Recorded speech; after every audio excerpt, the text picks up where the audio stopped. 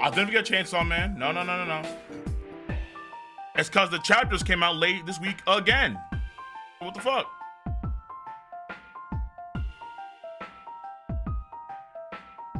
Well, shit.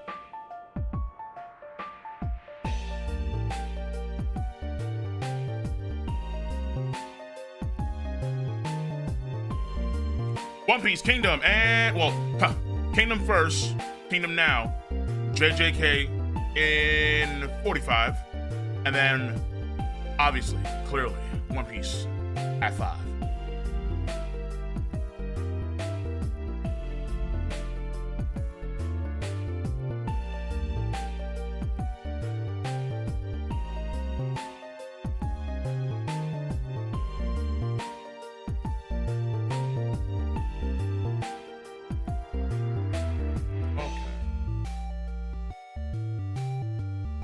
What's up?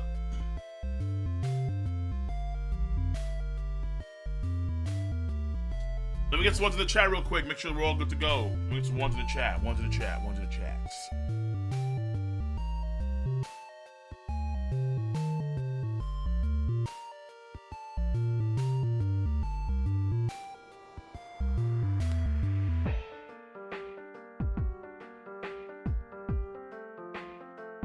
Sound okay? Good.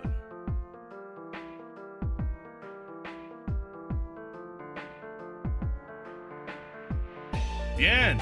Muy bien.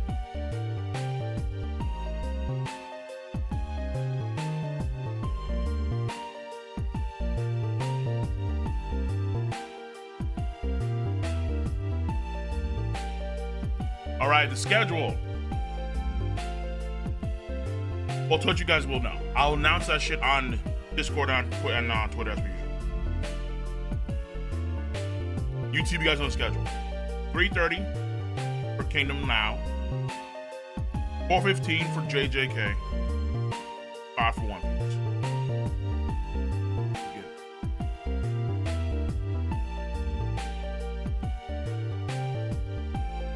Now listen, man. TCB, I'll wait until Friday, not fucking Saturday or Sunday. I'm good, bro. Not for JJK, no. Friday's max hours. Friday's max. Where the JJK chapter? Ragnarok. Ha ha! Oh shit. Ragnarok.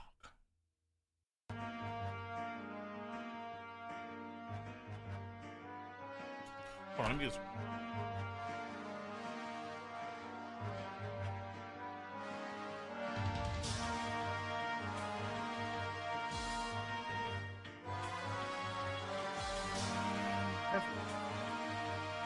okay.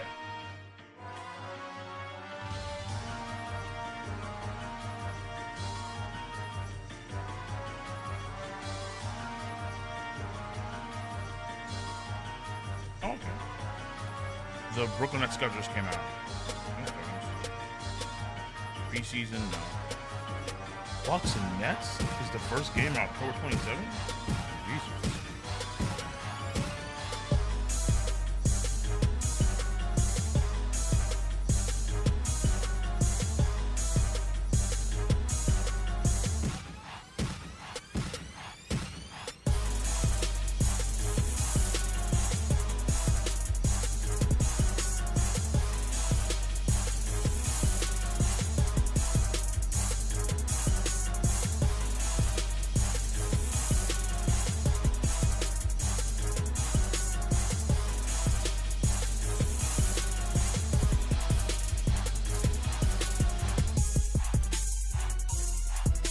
Okay.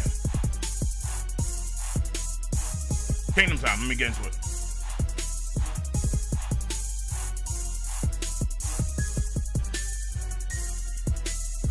Shin! And the he Shin unit. Now, real quick for all the Kingdom boys here, okay? I did see like little snippets here and there of the chapter 805, 806 that are already out.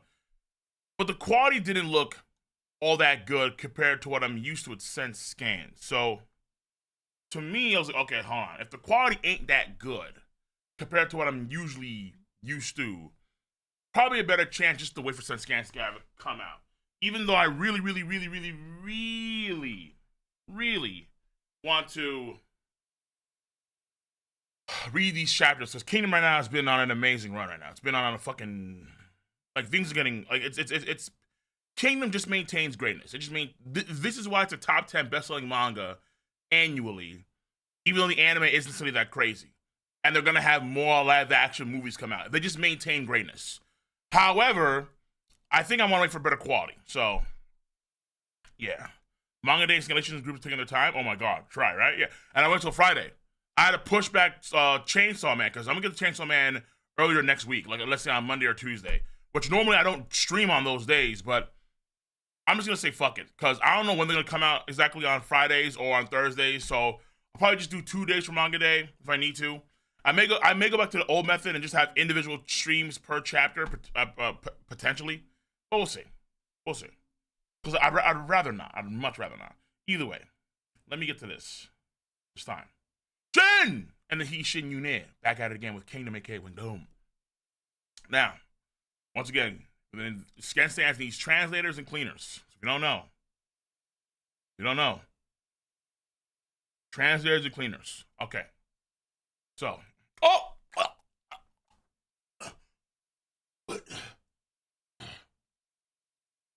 gasping, shocked, stunned.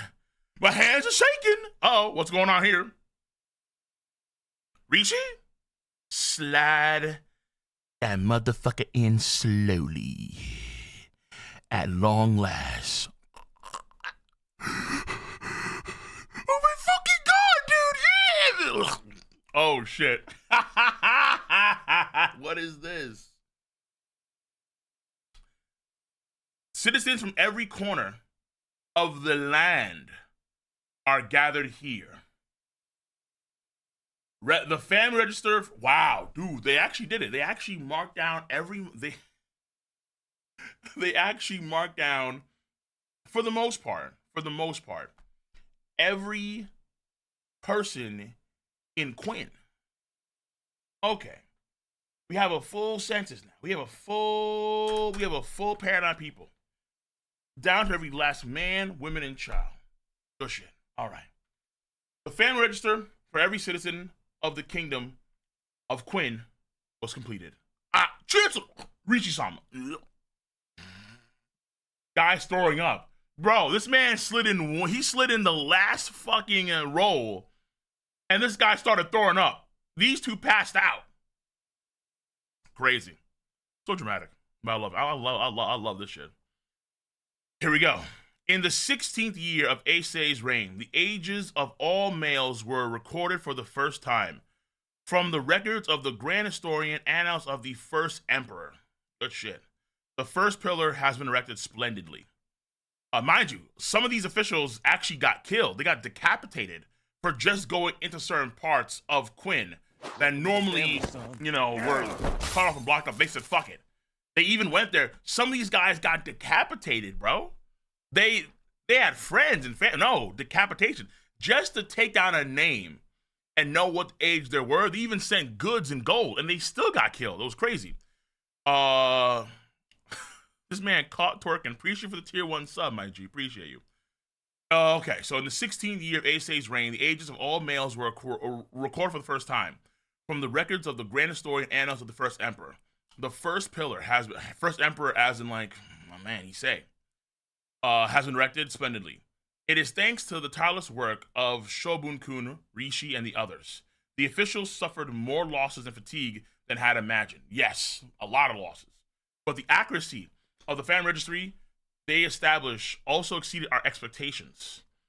In that case, as swiftly as possible, we will enact a forced conscription throughout the land. So we're going to go South Korea style. You must be part of the military. No matter what, you must learn to fire a rifle. No matter what, you must learn to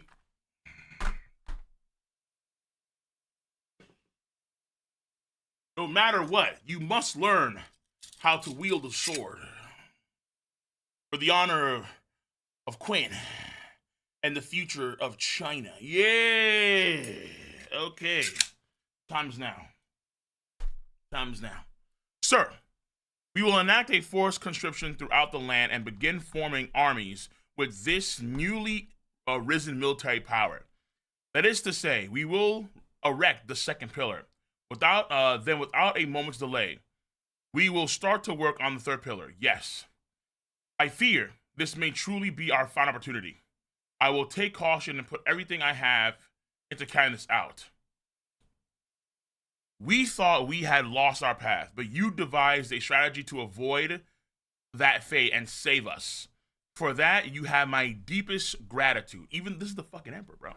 I believe we are truly fortunate that you serve as both Chancellor of Quinn and as our Chief of Military Affairs, Shohei-kun. Your words are too kind. However, please reserve your gratitude for after we've brought down Han. Until that happens, I have not accomplished anything. Yes, we'll do just that. Shohei-kun, we shall hurry along this path together until we have unified China. My leash. Oh, let's fucking go, dude. As you will. Pardon, I will take my leave. Issei, looking out. Okay, here we go. Time to fucking roll on out. Time to roll on out. I'm gonna Chainsaw Man later, early next week. I will announce it as per usual. All right, it'll be announced. Things got scuffy because the drops didn't drop when they should have dropped. But hey, we're going to adjust our schedule from now on. We will adjust. So we have the houses. We have people going into the tunnels, I guess. So people are now, I'm pretty sure, going to be listed up for conscription. Yeah, we have men lining up. We have wives cheering on their sons. We have sons saying goodbye to grandma and grandpa. Did I say wives cheering on their sons? Wives cheering on their husbands. There we go. Or sons. Fuck it. It doesn't matter. Whatever. All right. Either way. Men are going out.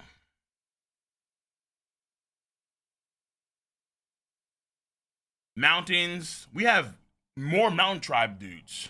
I think these are like pseudo mountain tribes. They have Indian huts. So they're like, I want to say pseudo mountain tribes. We have these guys over here. Babies, kids. This guy proposing to this chick. I believe so. Or maybe that's his mom giving her flowers. Who knows? And then heading out. It's time. 3 lads. Time. It's time to go, boys. It's time to go. The conscription. Who are you? Archers. There's a fucking whole platoon of archers right here. The conscription did not force an overwhelming number of men from any one location to join the war effort. One Piece 5.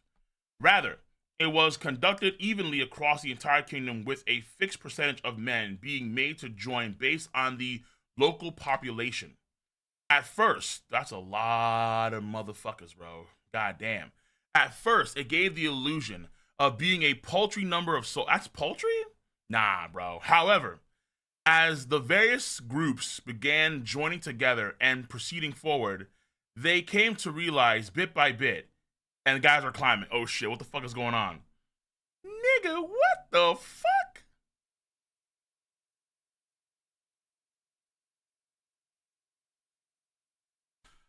God damn. This is the goddamn Egyptian pyramid workforce right now. What is this?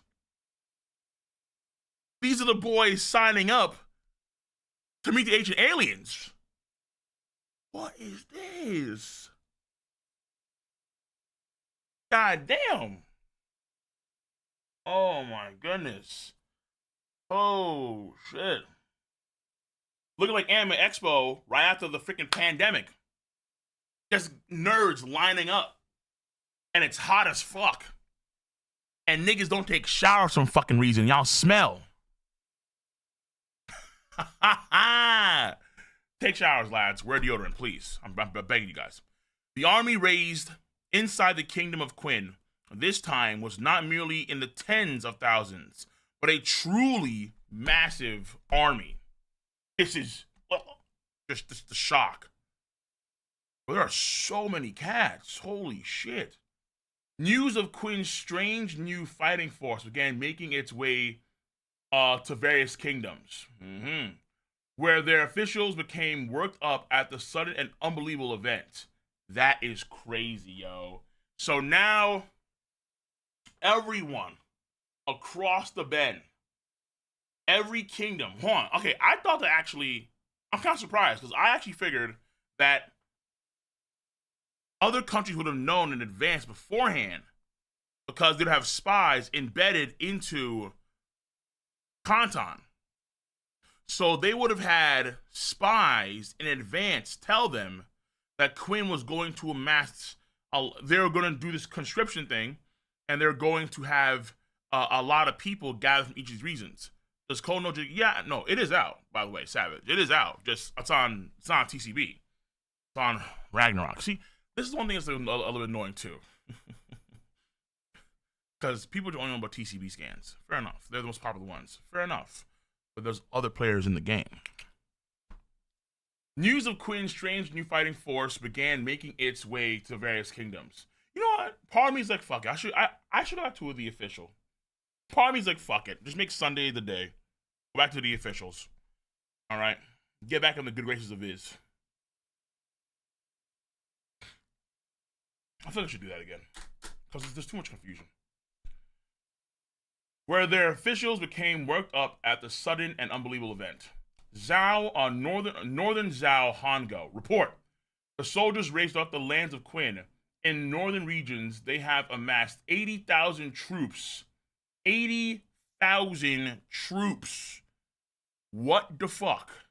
I guess hold on. I guess they're not done yet though, because I'm guessing that's so far.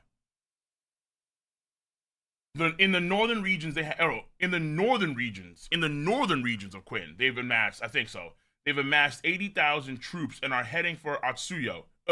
80,000? Hold on a minute. The early report said that the central, the early report said the central and southern regions had a combined force of over 150. The central and southern regions had a combined force of 150,000 men. The northern Quinn forces comprised of 80,000 lads. So right now we're looking at 230,000 dudes, lads, healthy lads of fighting age pulling up. Does that mean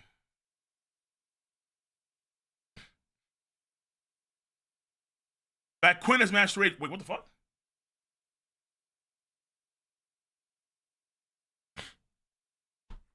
That Quinn managed to raise an army of nearly 300,000. Oh yeah, fair enough. Nearly 300,000 soldiers all at once? No, that's impossible. We defeated those bastards. They lost 200,000 men in 2 years, and in just 1 year, they managed to rebuild their strength up to 300,000.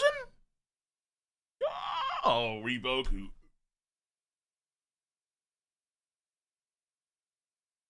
Raw Reboku.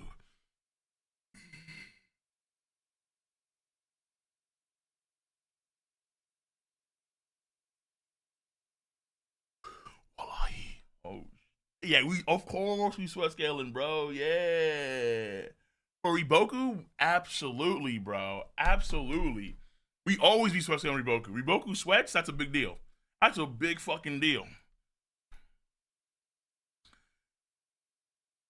He was afraid of Ocean's army not being able to be defeated. I mean, Ocean's army was, Ocean himself didn't die. That was a big deal in of itself, because Ocean being alive means that he could come back in the future.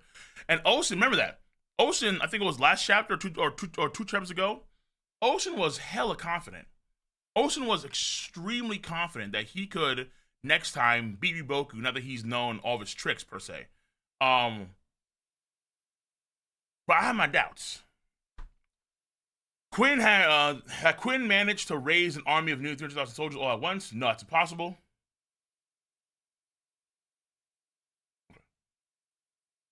We defeated those bastards. They lost 200,000 men in 2 years. And in just 1 year, they managed to build up their strength up to 300,000? This is nothing more than them pulling together the scraps of whatever soldiers they have left. They must be using up all the soldiers from all the major cities.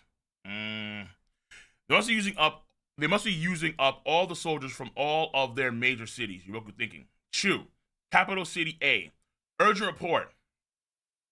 The new military force inside Quinn has expanded even further across the entire kingdom. They now number close to 200,000. What did you say? What? What the hell is going on in Quinn? Those bastards just had consecutive defeats. Shouldn't they be in a position to raise? They shouldn't be in any position to raise any new military force. But you're saying they have 300,000? This is obviously a false report. Those Quinn bastards set out false information as a means of protecting themselves. We will send our armies north like we planned. No, but the reports say there's 30,000 fresh troops coming this way to reinforce the Mobu army that's stationed here. That's all lies. What do you think, Karen? True Prime Minister Rain. Bro, this big broad, bro. This tinest woman, bro. Whoo! Okay, here we go. It appears, please do the card create. What the fuck? Nudu. We're gonna do that shit in like an hour. It obviously appears as if they roused all their remaining soldiers to form a new army, but what would that mean? That would mean they've sent out every last soldier from all their cities. I find it unnatural that they would take such a risk at a time like this. They aren't relocating their remaining soldiers. This is undoubtedly a new fighting force. Huh? New fighting force? Just where do they come from? We got some reports saying that the officials from Kanyu were running all over Quinn, doing something, right? Do you mean they were conscripting soldiers from the regional cities? Getting 300,000 soldiers just from that would be too odd, right? There were also reports that they were creating a family register. A register of where? A register of where? The entire kingdom. What? We'd probably die just thinking about doing that in our massive kingdom of Chu. Wait. Quinn has large swaths of land in those mountainous areas. Does that mean those bastards actually? And then, oh, the bitch. And then, oh my god, and then it gets kicked. Since they actually produced 300,000 troops, then yeah, that's what it means. Shohei-kun, you and your king. Are you seriously going to go that far? Just when I thought you might give up, you show such tenacity, doing everything you can to hold onto your blood-soaked dream of unification. Wei capital, Tairyu. Urgent report. A large number of Quinn new military force is proceeding east along the Yellow River. Their army is advancing directly towards us. Wei. It looks as if they truly managed to raise new troops somehow. Wei Army General, I can't believe he's a great general right now. It's ridiculous. Wei Army Great General Go Home. Holy shit, bro. Could they possibly be thinking of launching an attack on Wei? No, that's not it. Then where? The movements of the Quinn army this time look as if they could spring into an attack at any moment. Wei strategist Hari. Here we go. The homie, go home.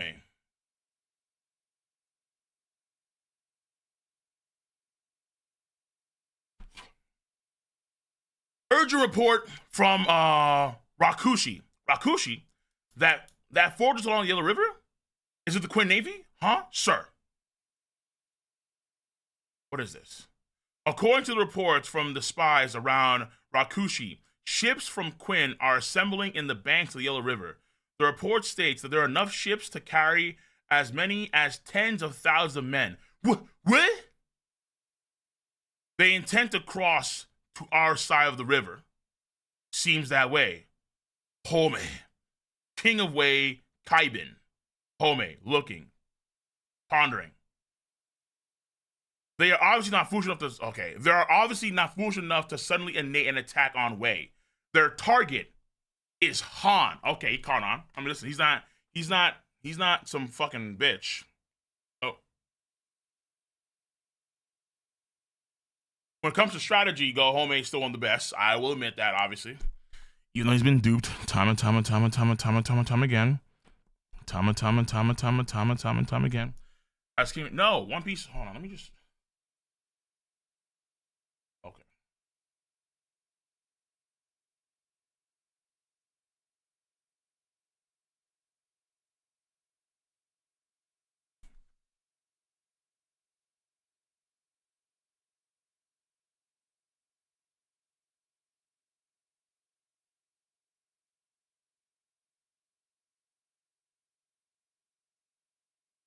Okay. I put it on the title of the video for Twitch. On the title. Look at the title. Look at the title. Look at the title. Look at the title. Kingdom Now. JJK in 12 minutes. One Piece at 5. One Piece at 5. It's in the title. And I will update the one on YouTube so everyone is aware when I get to One Piece. One Piece is normally last because it's normally the most robust. So they're obviously not foolish enough to suddenly initiate an attack on Wei. Their target is Han. Huh? What? Rakushi. If they intended to sever the lines reinforcement between Han and Wei, Quinn, Han, then Rakushi Castle would be their target, Wei. Sever reinforcements. Is Quinn truly intending to bring Han to ruin? Wei Prime Minister Gekaku. That would be truly that would be truly displeasing. Shall we stand by and let them let them make land? Don't be absurd. Send orders to Rakushi Castle to have their army set forth for the banks of the river at once. Yes, sir. First up, race against time. Yes. However, obviously, those Quinn bastards are well aware of that. Hurry up on board. Here we go. Pack in tight. The wind started kicking up. Hurry up. Let's go. Oh, here come the Navy men. There's no need to wait on the others. Set sail once your boat is full. Oh! Heave, ho, heave, ho, heave, ho, heave, ho. We must make land before the Wei army has a chance to set up their defenses on the banks. Hell. I prefer up there being in the vanguard. But having to start all flustered like this is annoying. We haven't even had a chance to train any new of the. Wow, yeah, no chance to train even the troops. Just go, fucking go. We're going to establish a base in enemy territory and set up defensive lines. We must prioritize haste over everything else.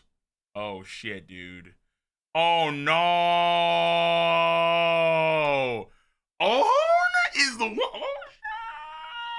Oh shit. Okay.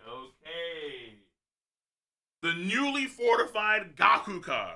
Oh shit! I mean, sorry. The new Gakuka. No, the Oh no, wait.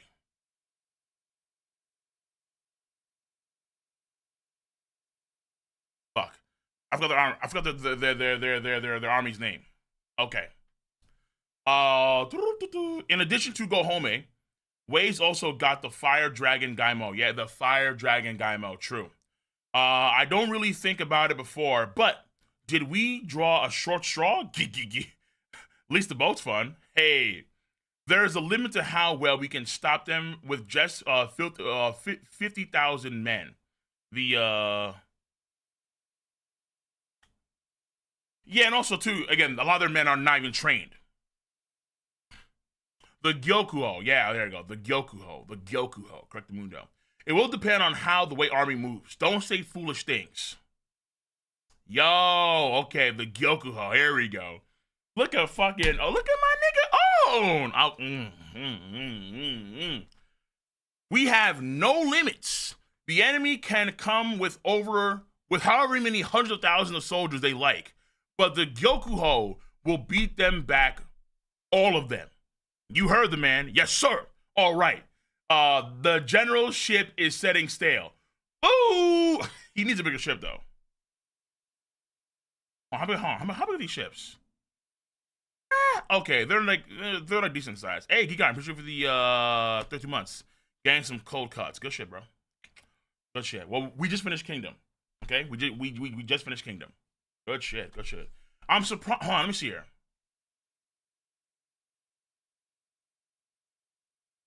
I feel like you'd have like a bigger flagship, but probably not. So Wei is already So I'm surprised, but it makes a lot of sense though. Okay, so before they discussed that when they were going to attack Han, they had to make sure that Wei and Chu didn't get involved in Han. So right here, you have the Yellow River. This should be Wei. This should be Han, I think. This should be Chu, and that should be, I think, part of Quinn. I believe so. So you have, and it's, yeah. So no, wait. So this should be all be Chu then, right? You have Han. You have the city of Rakushi, Yellow River, Rakushi City. You have the Quinn guys go into Wei and cut off any fucking routes that Wei would have to send armies into Han through Ohon's men. And then you have Mobu, because there was before that, was it? There was before that they have, yeah, reports are saying that there's a fresh 30K troops coming their way to reinforce Mobu's army. So, you're behind 2 chapters? I'm not behind 2 chapters. Sense this is the latest chapter that they have. I saw the other translations, and the other versions are in English, and the quality looks very, very, very subpar compared to Sense scans. They just have better quality, flat out, as far as I can tell. It is what it is. But either way, I'm just kind of gauging right now what's going to be happening in the near future, because they have to cut off Han from all sides. Han can't go across the river, because the river on this part of Han is now Quinn territory, because Quinn, we saw that battle. They took the southern part of Zhao. So this is Quinn. That should be Quinn too, I think. This should be Chu, and this should be Wei. The idea is that you want to make sure that Wei is not being able to send troops over to Han. The same thing for Chu. You have to make sure that Han's cut off before we literally go nation killing.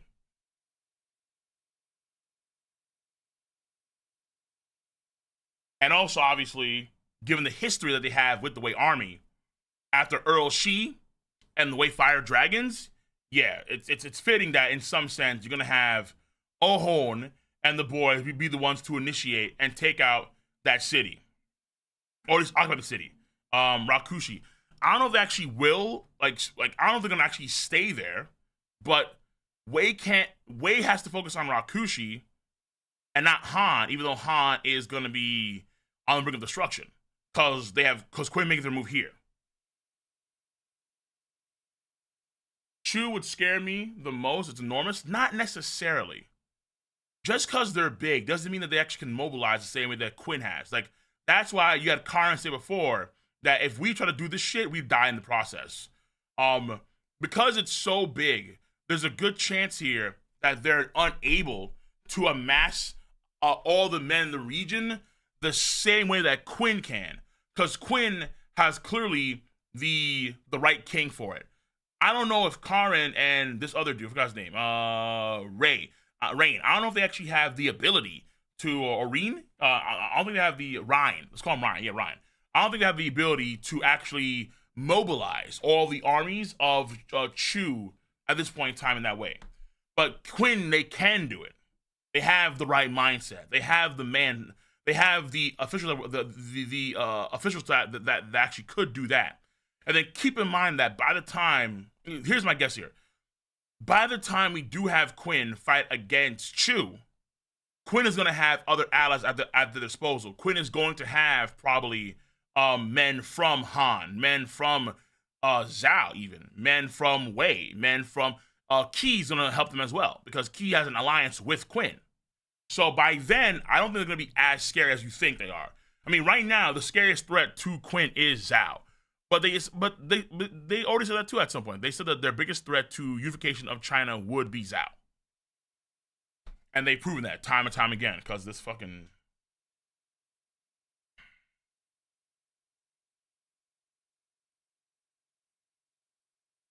Yeah, this beast. This fucking beast. This beast. This fucking titan. Like, actually the best antagonist in all of manga right now, I'd argue. This fucker right here. Christ. Christ, man. This guy just doesn't stop. But remember, Kakukai and the boys are gonna try and take him down a peg, socially, because they just can't stand Riboku being as popular as he is now, and that's gonna probably play a role in Riboku's defeat too. That's my guess here. But okay, so I'm gonna go shift gears to Jujutsu Kaisen right now. I'll announce that on Twitter. So I'm changing the titles too. So we're gonna go for JJK for about 45 minutes via Ragnarok scanlations, and because Friday's my limit, it is what it is. Though to be fair, in the future I could say fuck it all, just stream all these things on Sunday when they come out officially and say fuck it. That could be because it's, you know, people want things fast, but it's so unorganized and sloppy. So either way, yeah, JJK time. Give me about a good 5 minutes, and then we'll be back for JJK. So, break time. I'm going to see you guys in a bit. Kingdom maintains its studliness. Good shit, dude. I really want to see... Oh, man. Fuck, no, I can't.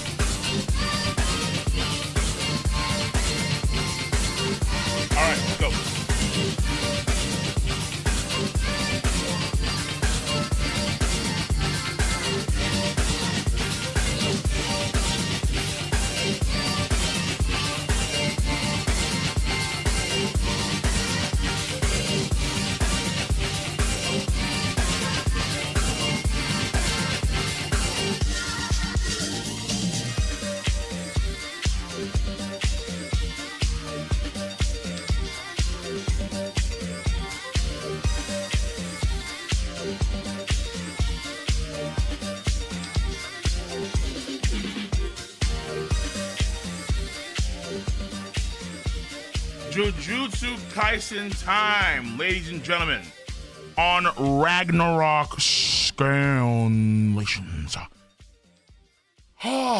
So, nope.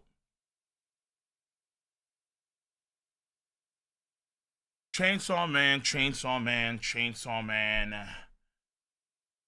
Next week. Okay. Listen to these chapters of JJK though. This time. All right. Go. Right. Listen. It's not. Listen. Is TCB out? I checked before. I don't see no TCB. I don't see no TCB. Nope. Not waiting. Listen, it's Friday, man. If you're online now, then it is what it is, bro. It is what it is. Moving the fuck on. Okay. So, enough now. Itadori listens to the whispers of Fushigiro's soul.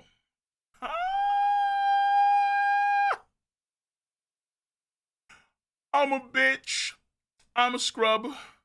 I'm a pussy. I have no backbone. I'm so sad my sister is gone. Even though you're fighting tooth and nail for me, and Sukuna could destroy the world, tee-hee, it doesn't matter, cause my sister, oh my god. Oh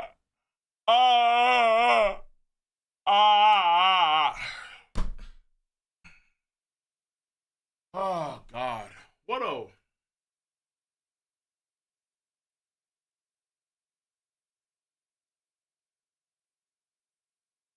This guy sucks. He's worse than Hitsugaya. Essentially.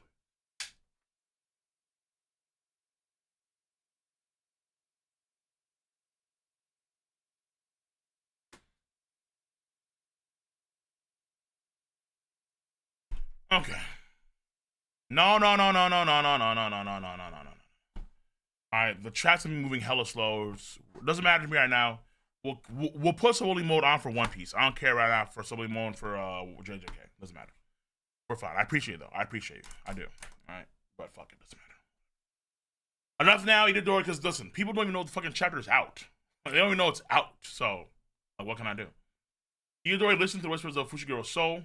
I wish to create a world where Tsukimi wouldn't have to face unjust suffering.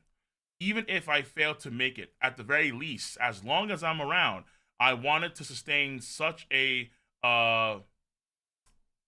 vulnerable life where I could see it. Okay, that sounds weird, but again, translations aren't the best, I'm assuming.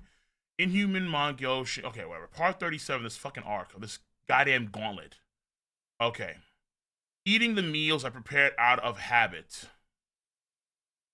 Watching the laundry drying in the sun. And seeing Tsukimi walk alongside someone like you, Itadori, in the setting sun. Ah, what blissful moments. But I've had enough now. Gramps' illness started with lung cancer, but he turned down the intense treatments with strong side effects early on.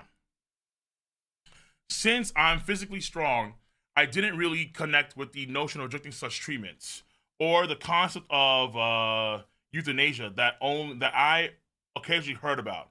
It seems somewhat distant to me. I could endure it, but I imagine it must be very tough for the person going through it. Of course, it's terrible. But I mean, shit, cancer is cancer. You gotta take it down. But it's horrific shit. I mean, it's tough to go through those treatments and actually beat cancer. Oh, shipping system? No, he's not shipping system with Itadori. He just said, like, as friends, as compatriots and comrade. I don't think he's saying, hey, I want you to fuck my sis so bad. But now that she's dead, oh my god, I can't do the incest cuck line. I just can't sit in the corner and watch. No. No. I don't think he's trying to be Sneeko squared. I think we're fine. All right. I think he just ultimately saw it as a friendship thing. But to be fair, I don't think he would care if she did want to be Itadori for some fucking reason. Ultimately, the idea would be, well, Itadori is a good dude. Obviously, he knows that. He's aware of that, and his sister's alive. That's what's most important. That's what's the most important.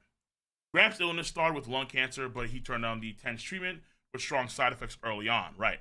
Since I'm physically strong, I didn't really connect with the notion of justice treatments or the concept of euthanasia that I occasionally heard about. It seems somewhat distant to me. I could endure it, but I imagine it must be very tough for the person going through it.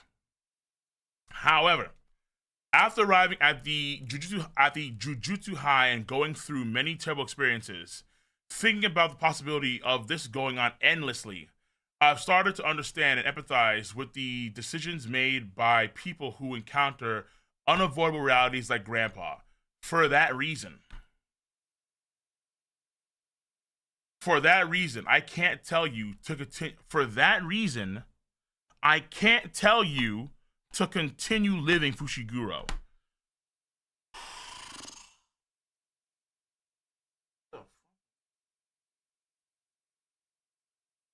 Then how the fuck do you beat Sukuna?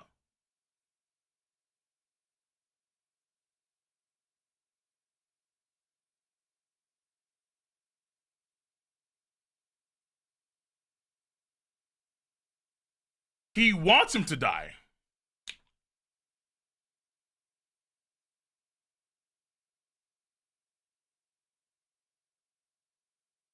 Now, obviously, I'm being facetious here.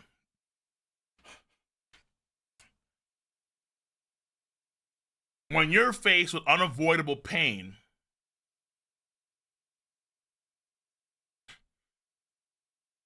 do you have the right to tell someone to bear it? It's like the idea of saying someone is going to live with a condition all their lives. That's gonna be painful. Like I forgot what they're called, but like a lot of times doctors know in advance that a child is gonna be born with a certain condition. Do you still want to see this child to term, or do you want to terminate the child's life now? Do you want to abort them, or something of that sort? Because if they do live, it's gonna be a painful existence. So it's like Huey's dad and the boys. Yeah, in a way. Yeah. But to be fair, at that point in time, he was going through the whole memory thing, so he was in the right mindset, obviously. But ultimately, it's the idea of what you have for the future is pain. Is then the value of life really that valuable? I understand what he's getting at here. But Sukuna's like, oh my god, you don't want to live? Megumi, you are my special. And then he's gonna just start killing millions. The fuck is this? So he's talking to Fushiguro, and then fucking okay. So we're in his domain expansion, and then now he activates once again I think he did before when he was inside of Gojo's domain, or when Yuto was inside of Gojo, and then did domain expansion. So we have the hollow wicker basket once again.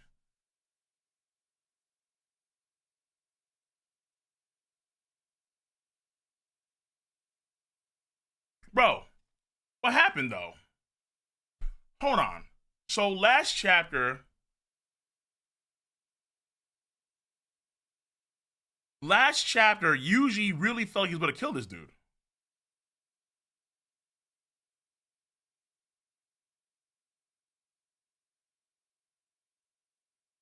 We're still in his domain? Okay, well now he's still okay. So now he actually looks like Sukuna, not fucking Yuji Sukuna. Okay, I guess the ducks are okay. Fair enough. But Yuji's now back to his regular form that we see in the physical world. So Yuji had this stuff. He was fine. Now he looks like he looked like outside. Okay, so I think my idea was right, where somehow his domain expansion allowed him to connect to the souls directly, hence why he could talk to Fushiguro for this window of time. And he's hearing him speak clearly about his sister and his current state of mind. But Sukuna's like, nah, dude, hollow wicker, fuck you. All right, so he makes the beach volleyball around him, And then he's walking tall, thinking he's Garp. Yuji matches energy. Yuji walking tall too. Okay. The method developed by Gojo Satoru of destroying and restoring the brain and resetting the burnt out technique is, oh my god. He's doing that, dude? Are you serious? Are you fucking kidding me? This nigga might as well have a Sharingan. Are you serious? He just said, I want to copy Gojo's shit real quick. Oh, Gojo, you do the whole, what is it now? Be able to do a lobotomy and then you heal the lobotomy? Perfect, man. Let's do a lobotomy real quick, dude. Like, this nigga's gauntlet run it's historic. It's historic. Like, what is this? The method of development by Gojo Satoru of destroying and then destroying the brain and resetting the burnt out technique in the domain is too risky to execute with my brain. That's still affected by the unlimited void. Oh, still. However, still. Okay, if I fucking hear the name, I fucking hear the fucking phrase. I see the phrase. Binding vow. If I fucking hear that shit, dude, I swear to God. I swear to God. In comparison to domains that materialize mental constructions, hollow wicker basket and civil domains exhibit weaker output. Okay. While it can delay the time until the guaranteed technique within the domain affects itself, while it can delay the time until the guaranteed hit technique within the domain itself affects itself, I should say, it will eventually be overpowered. Okay, fair enough. Obviously, it's domain. However, Sukuna compensates for this. What? However, Sukuna compensates for its output by continuing to form hand signs even after activating Hauger Basket. It allows him to continue fighting without being overpowered by the domain. What the fuck? Oh, so he's doing the freaking.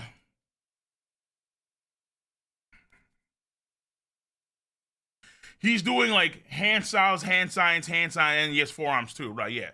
So he has two hands always actively creating like hollow. But then if that's the case, I guess in the last chapter, he was in that domain by Yuji. And then so he decided to stay within it. He decided to just commit to and see it through its ultimate conclusion. I guess out of curiosity, maybe? Either way. Okay. Ducks. Swans, what we'll call them. Okay, while he's doing hand signs, kick. Yuji grabs this man's leg, and then with the pointy end of that weird, like, greave or gauntlet, just boom, stabs him right in the thigh, right in the leg. Blood splurts. Uh-oh. Itadori Yuji. And then, after that, he grabs his leg, I think? And something happens here that I just don't know what happens here. Hold on, what the fuck happens here? I think Sukuna threw Yuji? Because as Yuji was going to grab Sukuna's leg, I think that Sukuna took his other arm. No, he hit him in the back of his head, maybe, with an elbow to the back. I don't know what the fuck this panel is. Yo, a leg sweep? Is it a leg sweep?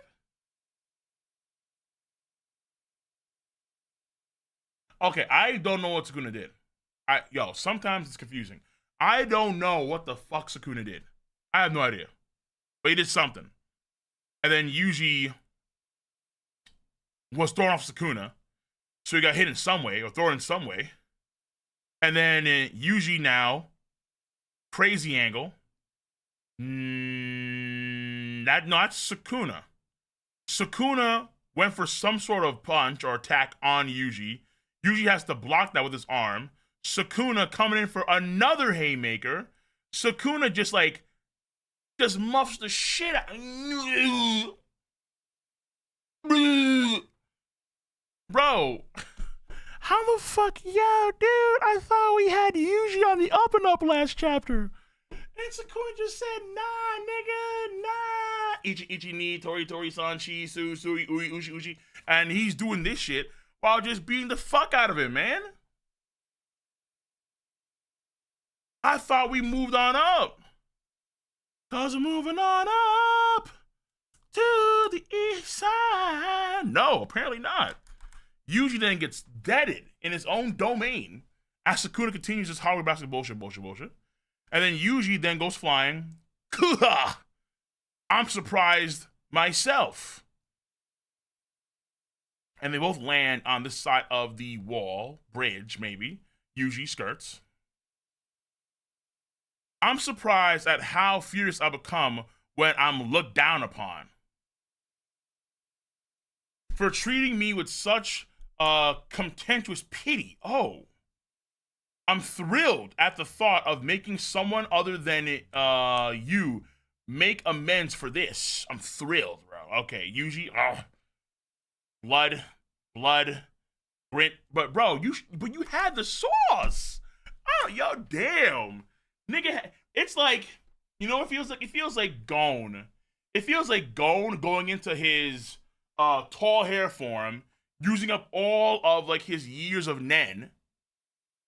And Pito is still like clapping him. It's like, no, wait, hold on. Whoa.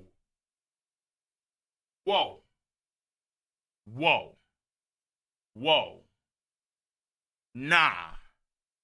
We're beyond that point right now. Fuck no, bro. Tall hair form isn't getting smacked around by nobody. That's what it feels right now.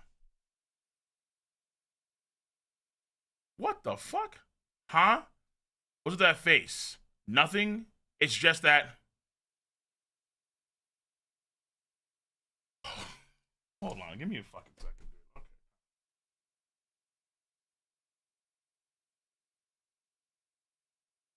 What the fuck is going on?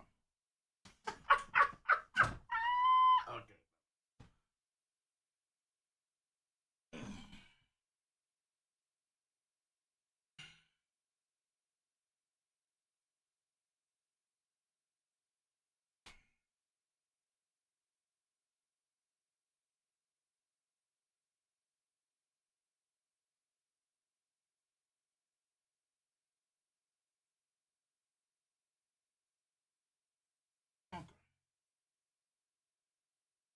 So, let me get this straight.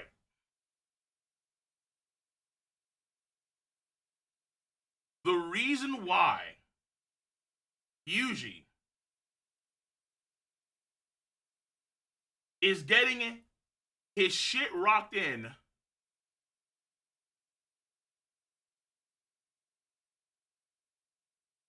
is because he's still yapping to Megumi in his inner domain, in his inner soul realm. He's inside of his Kingdom Heart of Hearts. He's inside of his inner soul society. His inner Hueco Mundo. Just yapping. Meanwhile, within his domain, still, somehow,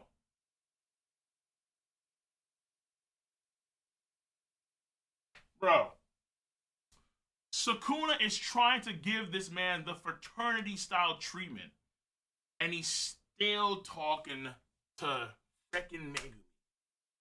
Okay. Okay.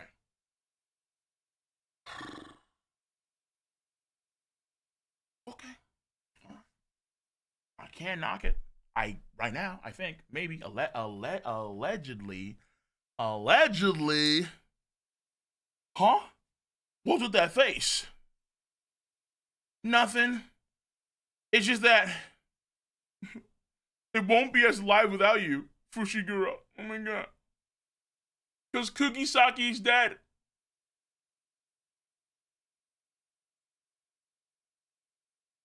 Gojo's dead. Nanami's dead. Oh my god. Maki isn't funny. Panda's a chibi. You're all I have, man. Where you at, dude? Come on back.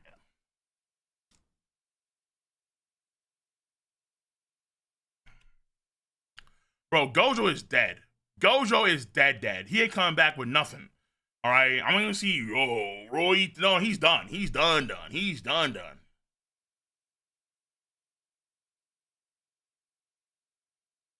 Okay, as the hand seals happen, what the fuck is this?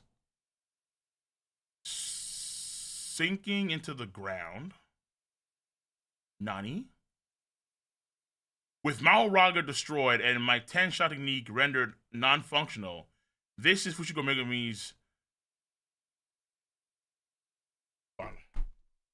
All right, talk no jutsu. Here we go.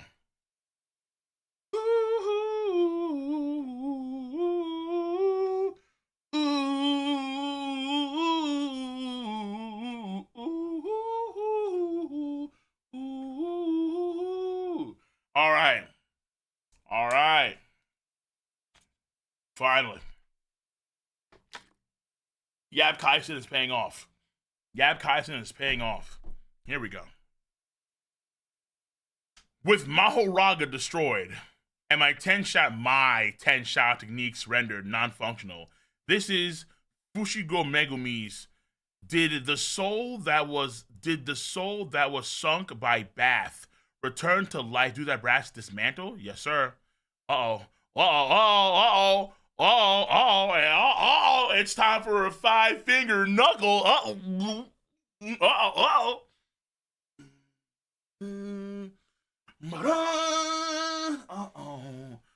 What the fuck is good, Sukuna? How you feeling, big boy? You still doing the hand seals, my boy? You still doing the hand seals, my G? So I'm seeing Itadori use you with a nice right straight. A nice right straight. Smirks. I knew you had it in you, Megumi. Now, charge. Take his ass out. Yeah. Yeah, finally, dude. Damn, it took so long. But here we go. JoJo's golden win. Fuck him up, bro. Yeah. Yeah. What up?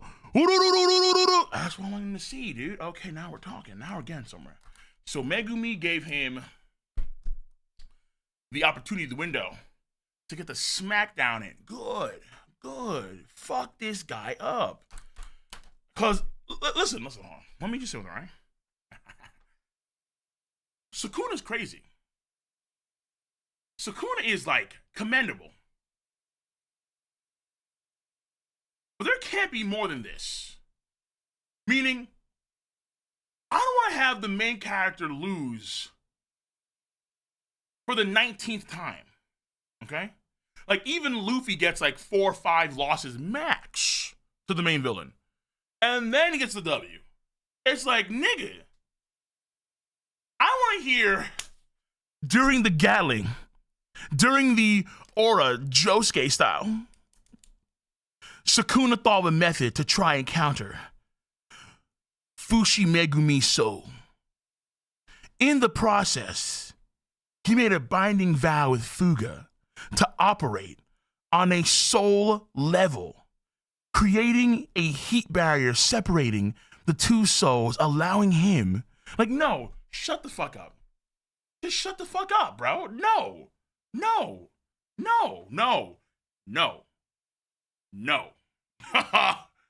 Fucking no. And mind you, we still don't know what the fuck Hikari's doing. We have no idea. Did the entire Hikari for the last like 14 chapters, no, for the last 37 chapters.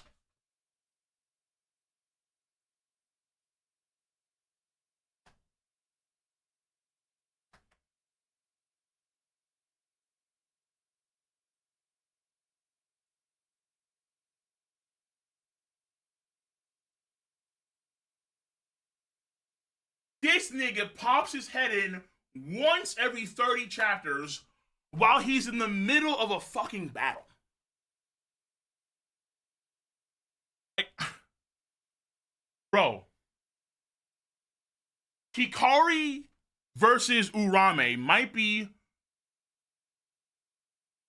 one of the worst off-screen fights ever.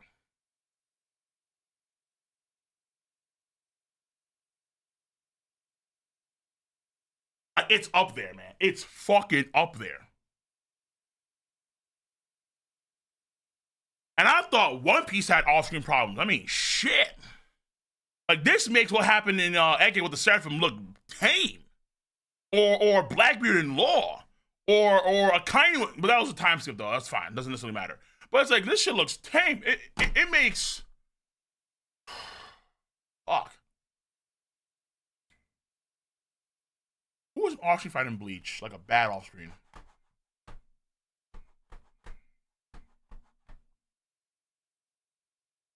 I can't think of one right now.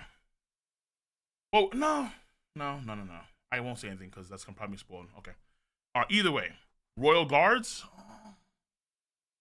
Yeah, you know what? Because they did add that in the anime. Fair enough. So that's why it's okay. I'll stick with that too. But they add that in the anime. So, but yeah. So that's okay. Fine. What's the point of Hikari in the story? Tonka Dunka? Yeah. Yeah. I don't. The edits. Yeah, the edits. Sure. Fucking. That's Hikari's whole point of the story right there. Just Tonka Dunka, all right? Someone take that shit and enemy over Hikari. Fuck it. King Hairu. Hey, King. Big fan here. Shout out to the entire Tier 3 guys. Sil here. Sil Simp here. Oh. Love it when her and Twilight spar in friendly Whoopies debates. So. Very friendly. Appreciate it, bro. Appreciate it. I'll let them know, too, that they're, that there's some simping. I'll let her know. All right, let me fucking read this guy. Shit. So. Appreciate it, though. One Piece in like, 13 minutes. I'm reading JJK on Ragnarok Scanlations. Because DCB's not out yet. I'm not waiting until fucking Saturday to get to it. That's literally one day from the official. Like, I might as well go to the official then. Okay. So, Liaison Haymakers. Is this somehow there's snow here? Hold on, was this before? Or am I going crazy here? No, they were least. I understand now. Now we're actually fighting like his domain season. So we were fighting in spring, I believe. Was it spring? We were fighting, or like it was fighting in spring, and now we're in like fall with all the leaves on the ground. That was fall, and now it's winter time. Okay, as he lays on these haymakers, we're fighting his seasonal domains. What do you want to call that shit? Shogun, appreciate you. Happy, very happy Friday, Cole. Love your Elusive Samurai reactions. Could you imagine a live action movie, just like Golden Kamuy? That'd be crazy. Not yet though. I don't think they can. Nah, Elusive Samurai's too sus for live action. It's too sus. The actor themselves would be in danger because too many Japanese guys would be like, oh my, yeah, that'd be crazy, bro. Like seeing what they do in on Twitter for Elusive Samurai is crazy. Chocolate man, appreciate you. Gege probably creates a character and has a solid story arc with a beginning, middle, and end challenge. Difficult level, impossible. Yeah, I know. But Yuji should be complete. And Sukuna too. Let's end this, man. So Sukuna, Yuji, wait, are we gonna do knee smashes? No. They're doing the same move. So they both grab each other's heads, no diddy. And then he lays on just a fucking on his side, and then Sukuna on Yuji's side. They're doing the same, like father, like son. Oh.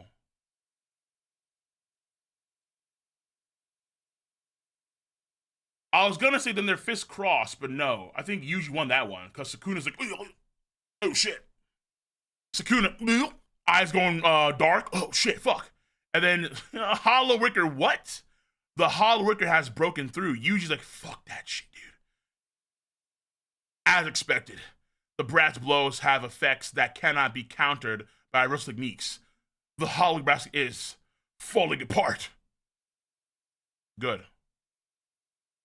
Oh my god. What? Wait, what?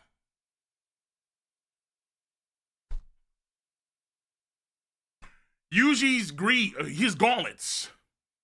His weird mutant hand gauntlet things just broke apart out of nowhere. Why? And then I think he lost speed with that shit. It threw him off. It's couldn't able to weave. Sukuna's technique has been restored. It's Master Gojo's what?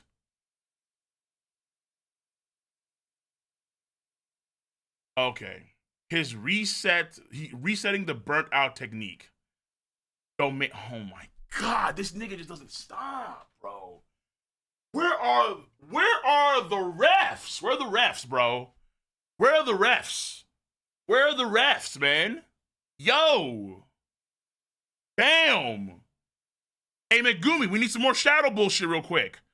Shit. There's gotta be a rule for breaking this domain expansion. Number 504, domain expansion. That's right. I'm doing it again. Domain. Like, hold on, refs. Can you do this? He's been sitting in the paint for 20 seconds and he hasn't moved. Ref. Hello? Hello?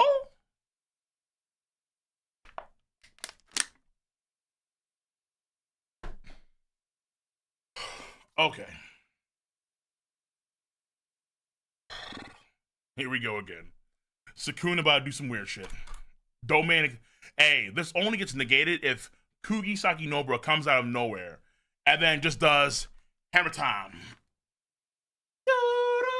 Can't touch this. Oh, can't touch this. Oh. Now, it'll be sad as fuck to see that her character was shafted for God knows how long. But I need Sukuna to be defeated, bro. Like, it'd be one thing if he was a villain that was like, you know, coming back and forth and back and forth. Fair enough, fine. That's like Riboku.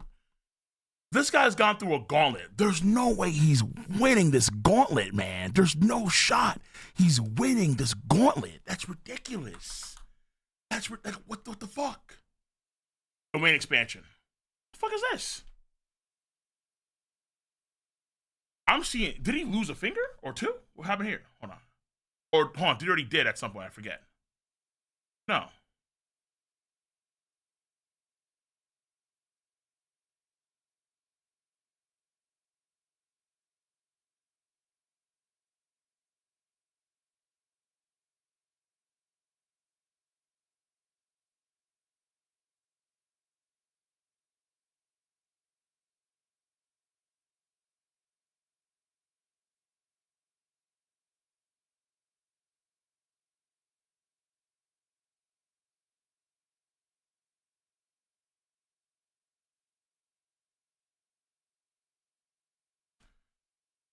Hold on.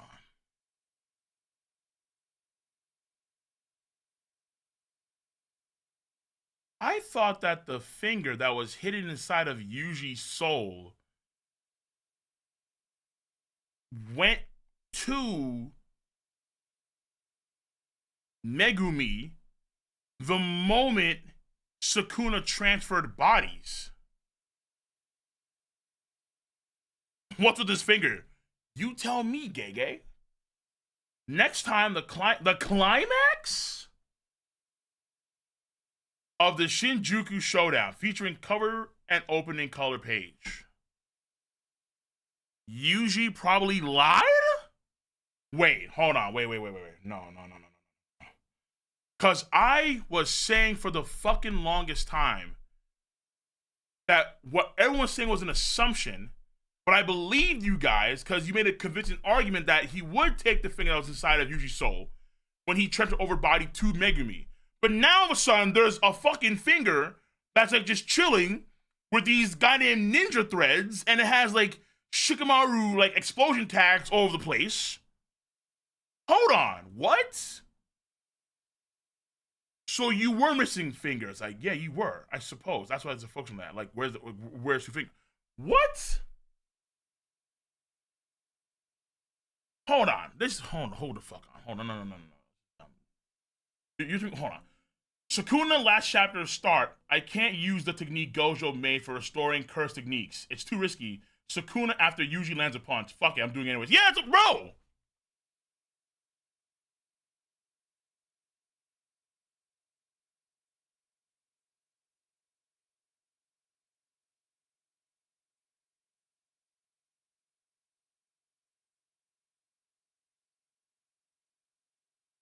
He said that he was fucking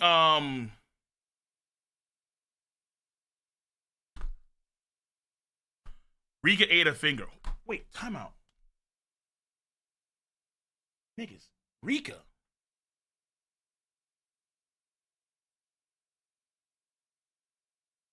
Yuta got fed a finger by Yuji.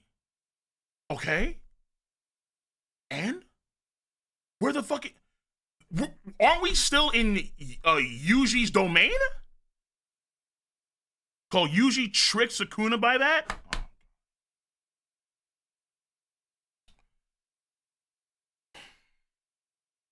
So what we thought before was a fucking lie, essentially. Okay, that's what I'm hearing right now. Okay.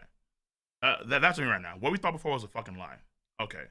This is too convoluted. It's not even like smart. It's just fucking unnecessarily convoluted. It's not like Hunter x Hunter thorough breakdowns. It's just like, fuck it. It's like, not this when the character actually fucking lied. Yeah, like we got trolled essentially. Oh my god. No, that's fucking annoying. That's fucking annoying. Because I have to assume that at that point in time that what we thought was the case actually wasn't the case. It was a flat out fucking lie to try and deceive Sukuna for the right moment, right time, and then voila, things actually here, bitch. Shut the fuck up. Oh, wow. Okay, sure. Fuck it. Why not? Okay, so it's like a lie / pseudo retcon. Okay. Listen, as far as I know, that's what it is. Okay, so Yuji can get Sukuna to eat his finger, tricking into believing the finger is Sukuna's.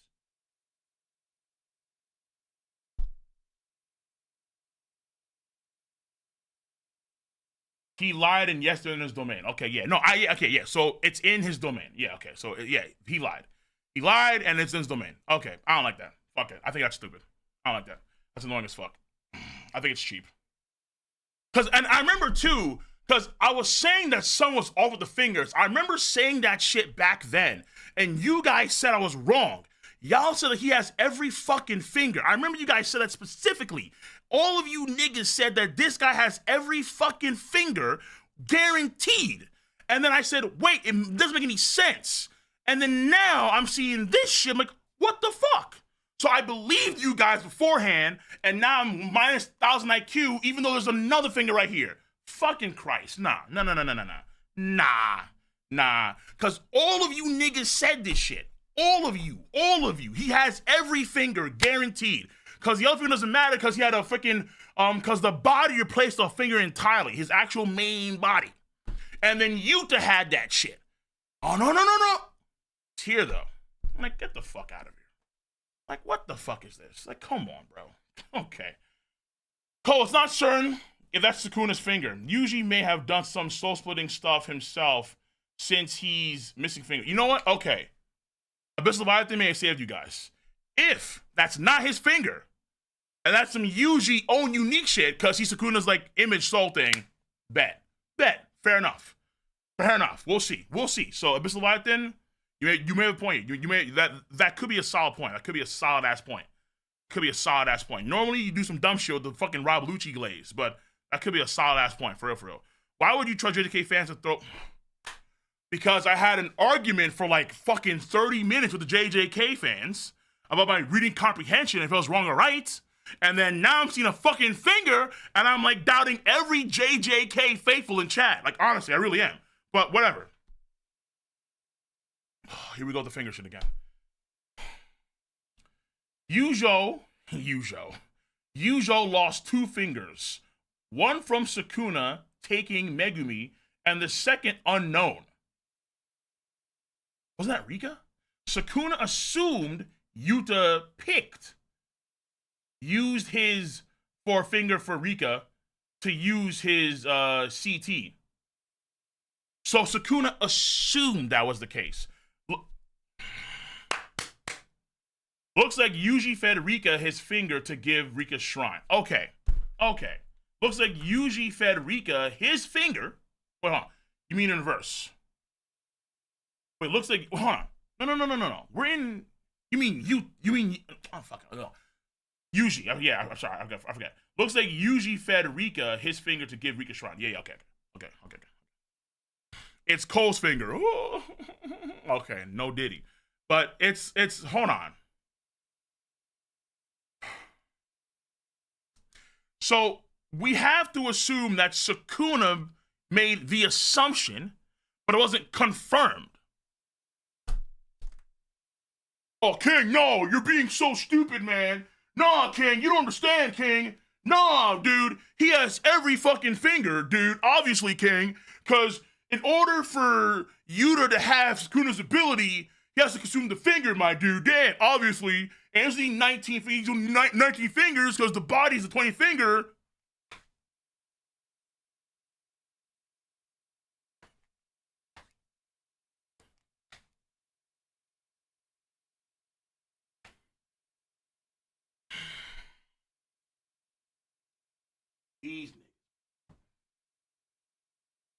So either Sukuna assumed too much, or Abyssal's right, and that's Yuji's own thing. Because this should still be in the paradigm of Yuji's technique, not Rika. Rika is like watching over Yuta's body as Yujo was fighting against Sukuna with Total and Yuji. So Rika, I don't know if she's even like the right fucking state for this kind of shit. So I don't think this involves Rika right now, per se, because we should be just focusing on Yuji and Sukuna. That's just these two by themselves. So I'm assuming that this is the finger that's somewhere within his domain. And the missing fingers is important here for this, whatever he's going to do at this point in time. We'll have to see. So Abyssal could be correct. Yeah. So Karn could be correct, where Yuji lost two fingers, one from Sukuna, taking Megumi, yeah, we did that, and the second unknown. Sukuna, and so that unknown could be this shit right here. Sukuna assumed Yuta picked using his finger for Rika to use his CT, his curse technique. Looks like Yuji's fed Rika his finger to give Rika shrine. Right. So Yuji fed his finger to Rika, which activated the shrine. And Sukuna's actual finger was apparently still there all along. He's fucking Ludwig right now from Bloodborne. Ah, you were by my side all along, my true mentor. Like, nigga, okay. All right. Holy shit. Yeah, 5. Okay, 5. Relax. It's 5:03. Calm the fuck down. We'll get to One Piece. Tee-hee. Relax. I need to parse through this shit because I feel like I've been like somewhat vindicated for believing that there was some finger shenanigans going on, but all these niggas in chat telling me, no, King, don't be stupid. He has every finger guaranteed.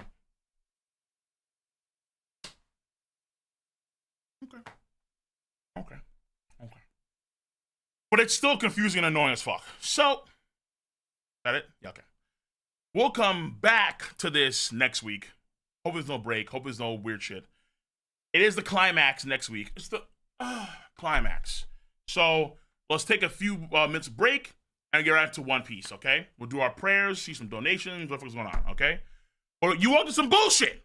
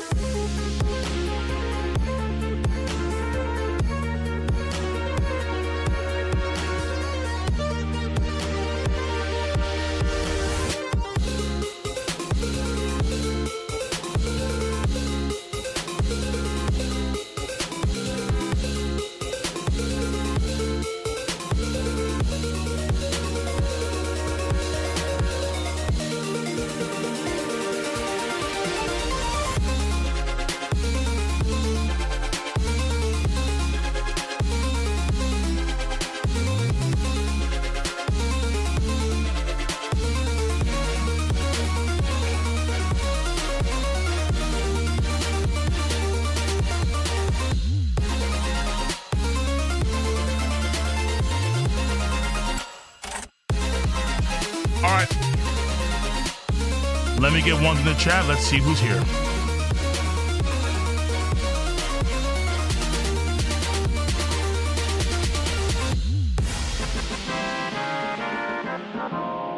All right.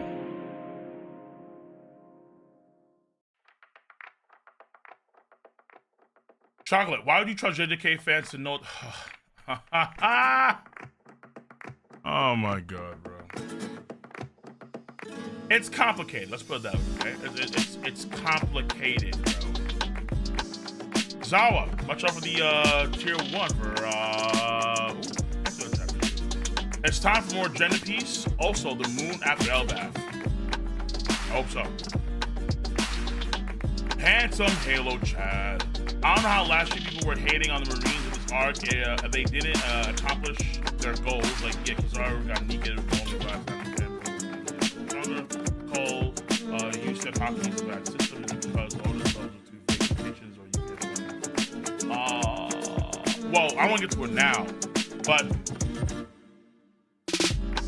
basically hockey has too many gray areas. There's way too many gray areas with hockey on things you can and cannot do with hockey.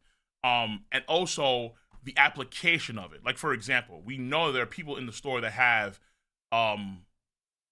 observation hockey, but at times they, for some reason, can't use it or they don't use it when it's very optimal to use it, you know? Like, for example, we just saw last chapter, the Conqueror's Hockey of Joy Boy could even, you know, de-transform the Elders. Okay, but also the Elders have Conqueror's Hockey too. So why aren't they able to offset the Conqueror's Hockey of Joy Boy with their own Conqueror's Hockey? Shit like that, you know what I'm saying? There are things that are just too vague. Like, also, like, when is Luffy using, particularly in the manga, when is Luffy using Infusion? When is he not using Infusion? When he's using Armor Hockey Hardening or not? Like, there are things where it's like, I don't think I've ever seen Luffy actually utilize Infusion against the Elders. But I have to assume that he has at times, because it would make sense not to use Infusion against the Elders. So there are various things that are odd about hockey as a system when it comes to how it's depicted, when it comes to its utilization, and when it comes to the hockey interactions. There are things that just don't make much sense at all. But it's all so gray and vague that Oda kind of just does what he wants to with hockey, essentially. That's why Duck Fruits are a much more robust system. Because powers interact in strange ways, but they're very well thought out. Like, let's say Smoker and Ace, where Ace and Smoker they can hurt each other because one's fire, one's smoke. Okay, so it works out well that way. They're countered by water for the most part, though some guys can counter the water itself, obviously. So it's very well thought out compared to hockey. Hockey just kind of like, fuck it. Things just happen. I would say that observation hockey, it is more simplistic compared to Armor Hockey and Conqueror's Hockey. So I want to say it's like the better of the hockey pools. At first it was Conqueror's Hockey, but then Infusion started to exist. But I feel like Infusion makes Armor Hockey pretty moot in many respects. Because you don't necessarily know visually and aesthetically when someone has Armored Hockey on that can do like internal damage. You just have to assume that's the case. Like, is Luffy using real hockey? I think he is, but I just have to assume that's the case. So, but yeah. I can go, I can make a video on it, bringing it down in greater detail. But hockey is not a good system. It's just not. It's not for a multi-latitude of different reasons that I explained briefly. Flattery, super much for tier 1, I see you. Sleeve 50, ooh, good shit, I see you. Dre, another good, great day for One Piece content, true. Hopefully, we have a good chapter today. We should be skedaddling. Getting onward to Elbath, hopefully. I'll be surprised there's more content that's like really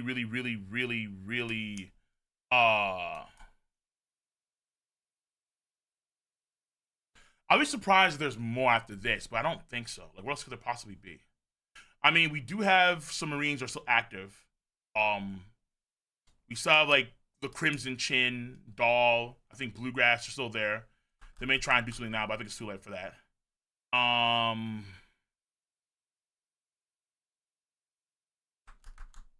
Maybe some more global reactions. So, I don't know. We'll have to wait and see. All right, I'm reading chapter soon enough. Nen's got to be up there too as one of the worst. No, I think Nen's actually one of the best. I think Nen's really good. Nen's actually a very, very, very good power system.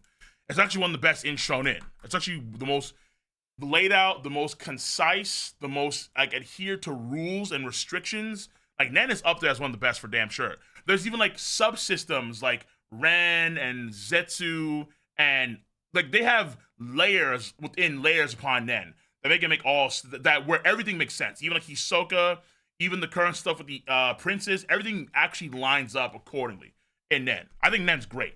I think I think Duffroots is a good power system. The same thing for Nen. The same thing for the fire system in Hitman Reborn. Soul Energy in Soul Eater was very interesting. Fire Force has a crazy one, but it's also kind of vague too in certain senses as to how things happen. But they do explain things. But that's only for like people that have the Idol of Burst. What else is there? Actually, no. It's not vague. It's not vague. They explain most of them. For the most part, they're all explained. But at some point, things go fucking nuts. They go crazy. Like Arthur's a problem, bro. That's what I'm gonna say. Arthur's a fucking problem, bro. Like, what the fuck, nigga? Oh my god.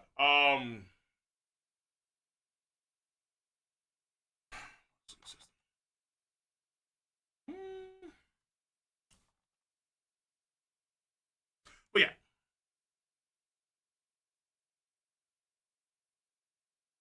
Stands are great. The problem with stands is that stands don't make much sense given part 1 and 2 of JoJo's. Stands come out of fucking nowhere. They just, here are stands. And they're a whole new power system that completely deviates from parts 1 and 2. And that's why it's like, wait, hold on, time out.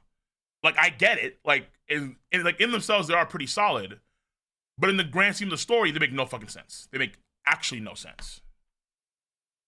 At least so far. I only watched the anime, so I don't know what's going on part 7, or part 8.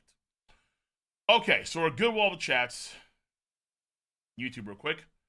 Was wondering where you rank Fire Force among the other completed new gen shonen like Attack on Titan and My Hero Academia.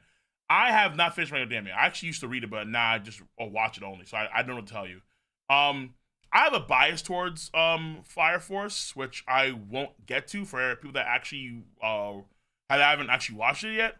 But I have a clear bias for it, and it's for a pretty good reason.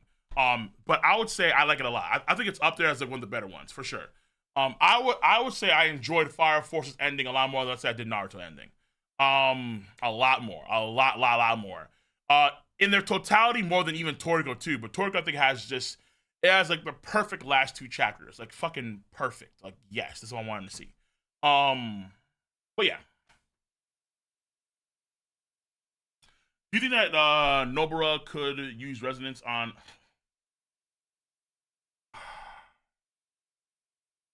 No. I think what Gege established in the story at this point in time is the case with Nobara. But if I'm wrong, then fuck it, I'm wrong. And then I'm happy, but at the same time, you have to explain, like, what happened here exactly. Like, I need the full King Kabuto. Like, give me the full thing. The full thing. Boruto TVD? Nah, bro. Well, let me not say nah. I don't know what's going on in Boruto, but I don't really care to know what's going on in Boruto.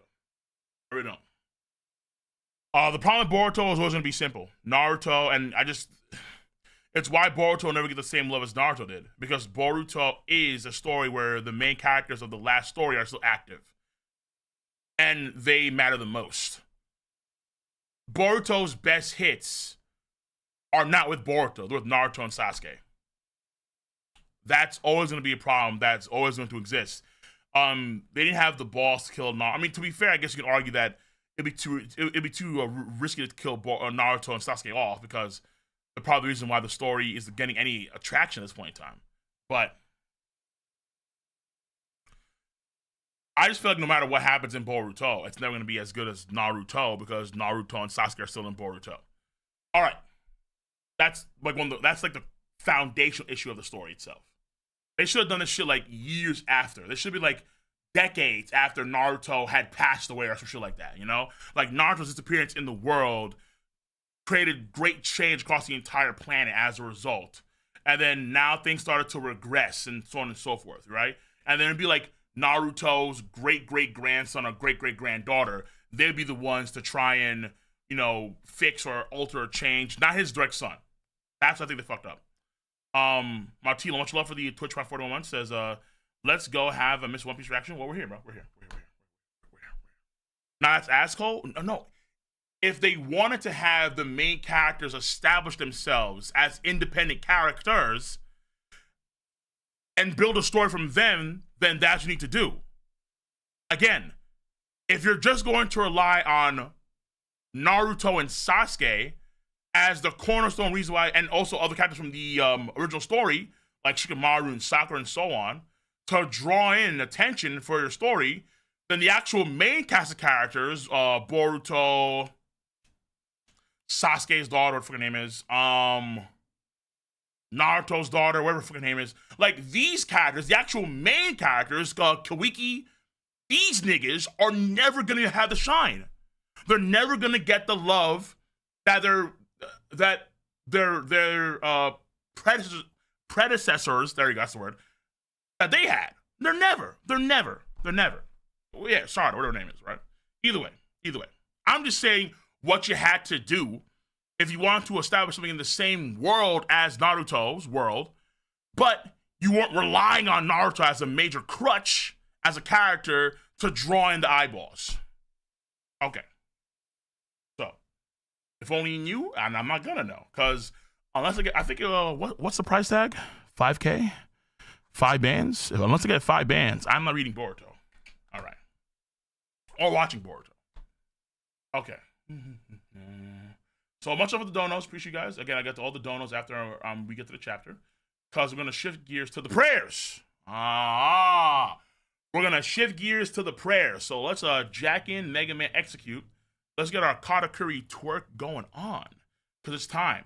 Yes, only Katakuris on Twitch and only donuts on YouTube. It's time, baby, to get our groove on, to get into the right mindset and embrace some good quality content.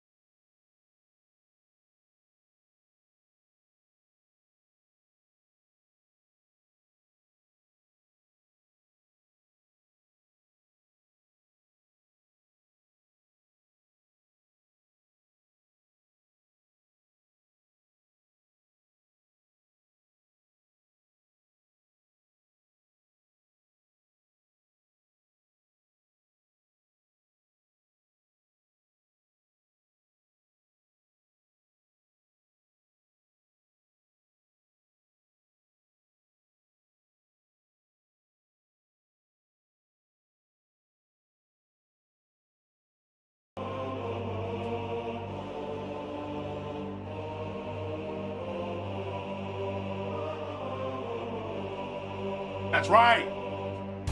That's right. Yeah. That's how it be. And we show respect to not only Katakuri, but the one who birthed the genius, the mama. Show some respects to the mama. With the second son and the holy donuts. Bing, bing, bing, bing. Bing, bing, bing, bing.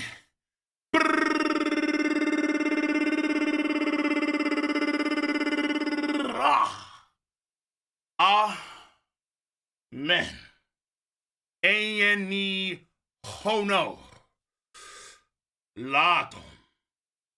Blessed be Fire Force Season 3.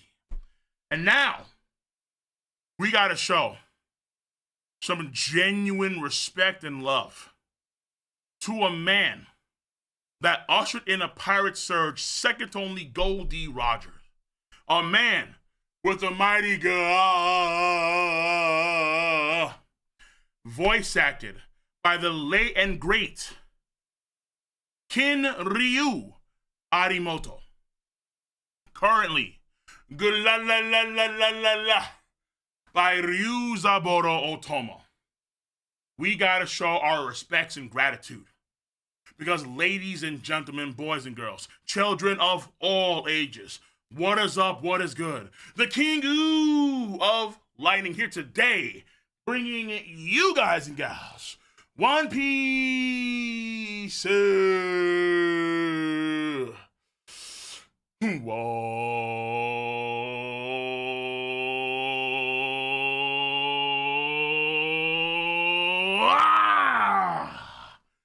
The One Piece. Chapter 1123 live stream. Live reaction. Woo! All right. Showing that Whitebeard love. And now we get this going. So, okay, last dono, because I see it, might as well get to it. The one and only king of this One Piece, Cole. Appreciate you, Arthur, for the 2. And now we're going to go right into One Piece and see what we got for this week's chapter. Once again, all donations, comments, thoughts, concerns, we'll get to that at the end of the chapter. And at the halfway point for Twitch, we will once again unleash the farmers. You guys can have fun.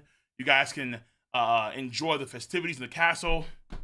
If you want to still till the lands, up to you. You have the power. Now, let's see what we got here. Whoa. Chapter 1123, The Void Fortnight. Okay. Go here. Boom. Okay, should be fine. Bada bing. I see a baby.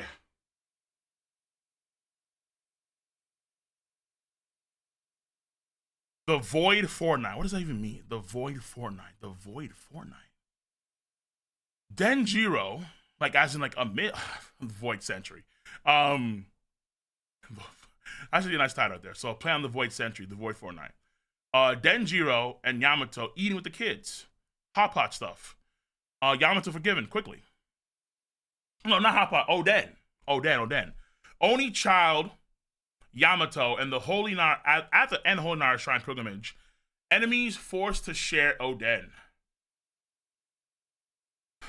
Please get your ass to the Strike crew. I'm waiting for you, Yamato. And it gets tired, bro. Make your way over. Grab a ship. Aitakeno, Yume wo, Kagi Azume, Sagashimono, Sagashi Miyuku no Sa. One Piece. Okay. So, the Void Fortnight. Did we do a 2-week time skip? No. What?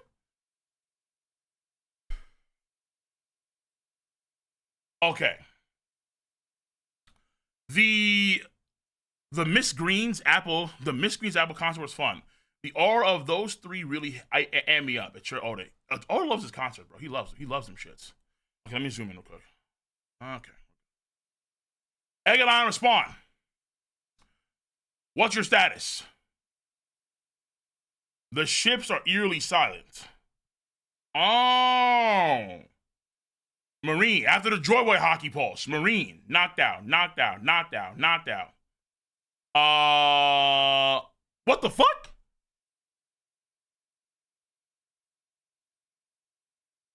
The Negachin, he got knocked out. Oh, okay, time out. Whoa. Okay. It is above Shanks. Because I was wondering last chapter, why the fuck are these Vice Admirals still on? They're still not knocked out. They are knocked out. Okay, that's over Shanks'. Wake up, you guys. The Straw Hats are escaping. Okay, so I actually resolved that issue just right there. Okay. So, yeah, it is. It is, because, now, to be fair, it's not canon, but I believe it wholeheartedly. In Film Red, Shanks had the Vice Admiral stumble. All right? But Monger went on knee, oh shit, fuck. They get knocked out. However, these Vice Admirals did get knocked out by Joy Boys hockey. Okay. Confirmed. Wake up, you guys. The Straw Hats are escaping. Nah. We out. Sorry, S-Snake. We out. If the Vice Admirals can't move, that means that every nigga can't. Well, no, there's Kizaru. But Kizaru, up in his feelings right now. Jimmy Butler style, up in his feelings.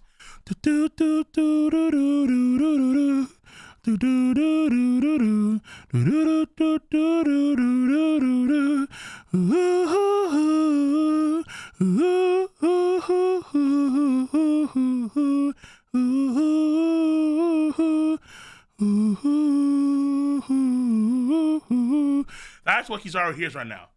That's what Kizaru hears right now. That's all he hears. That's all he hears, bro. That's all he hears. He's done. He can't mentally function, so he's done. Jay powered down from spider form, and his was got teleported away, so nah. We out. We're done. We should be done now, hopefully. So they're escaping. Vice Admiral's knocked out too, including Doll. Though Doll's not transformed back into her older form, I don't know why. Well, fuck it, doesn't matter, I suppose. And then we have, wow, holy shit. All of them are down. Seriously, that's amazing. That was greater than Red Hairs, but...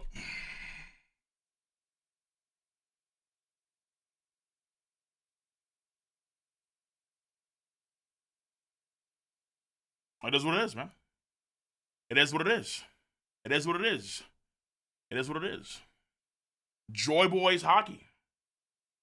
Joy Boys hockey over Shanks hockey. It is what it is. I mean, again, I saw Vice Admirals down. I'm like, okay, fine, I'll put it over. Because that was an issue I had last chapter. That was an issue, I'm not gonna lie to you. Like, why are the Vice Admirals? Why is the Negachin and Doll still active? They're not. Okay. Over Shanks. 800 years of reserved hockey? Joy Boys hockey over Shanks'. It is what it is.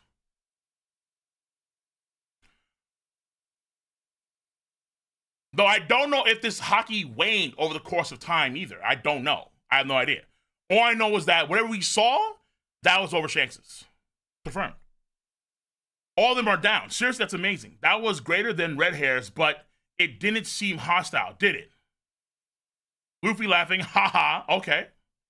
So Joy Boys hockey is going to be either the strongest hockey in the verse, or it's going to be that way up until like Luffy surpasses that hockey, ideally, on paper. At least so far. Shanks hostile rat confirmed? No, I think they're talking about how the hockey didn't attack them. Because remember how there was a debate about Joy Boys hockey and a meth's intentions, where wherever the user would intend hockey to go, it would target them. So Shanks will never get. I don't think Shanks could knock out the Vice Admirals, at least based on what we see in Film Red. He can't do that. But everybody else is getting knocked the fuck out. Full stop. And we already know you can power down the thank you. And we already know you can power down, because we saw before he powered down Greenbow. So we already saw that. Thanks for everything. Iron Giant. Okay, she says thanks for the Iron Giant as they just fucking sail away. A meth still there, chilling. A meth. A rumbling sound. No, actually no, maybe no. That's just the fire. I think Ameth could have said something to Luffy, but we don't hear it. And then we have a she. And we out. We have this big ass ship. We have the Sunny Go. Okay, arc's over. I think, yeah. Alrighty, let's go while they're sleeping. We're getting out of here. You're the captains. Let's go, you bastards. We're off to Elbaf. Oh my god. Elbaf, then Moon, please, okay? So we're off to Elbaf. Yeah! Okay. Bonnie, chilling, I think, near Kuma. Zoro. We have Usopp. Yeah, blah, blah, blah, blah, blah. Okay. We have Dory and Brogy smiling, looking at the, oh yeah, Usopp at his what do you call them? His masters, his shishos. No Moon Cole. Bad, listen, no, we're going to after, all right? Moon after Elbaf. Moon after Elbaf, for fuck's sakes. I gotta believe. So we have Usopp saying out to his masters, his shishos. We have Chopper also having a fun time. Nami seeing Luffy in this, he's an old man form after he did all this Gear 5 shenanigan stuff. Sanji, Vegapunk's body. What's this? Hold on. Vegapunk, what you said earlier isn't sitting right with me. Was all this some sort of gotcha moment for you? Hey now, I couldn't follow everything you were saying, but it was pretty outrageous, wasn't it?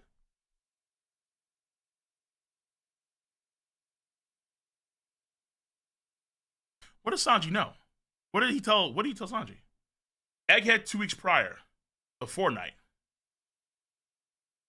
There are some analogous readings coming from the power station.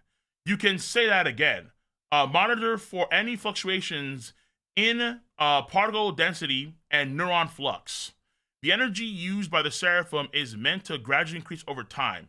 This could be a grave error if we miscalculated. Wait, aren't these numbers different from our earlier confirmation readings? Yes, and the rate of reaction is increasing too, but the power station seems stable. Okay, so we have Shaka, Vegapunk, and Pythagoras. They were the three that are also doing the video feed too, I believe. I forget if it was actually Pythagoras. No, he was there too, I believe. Yeah, he was there. This data seems to indicate that someone has tampered with the Mother Flame to steal its energy. Y'all knew this?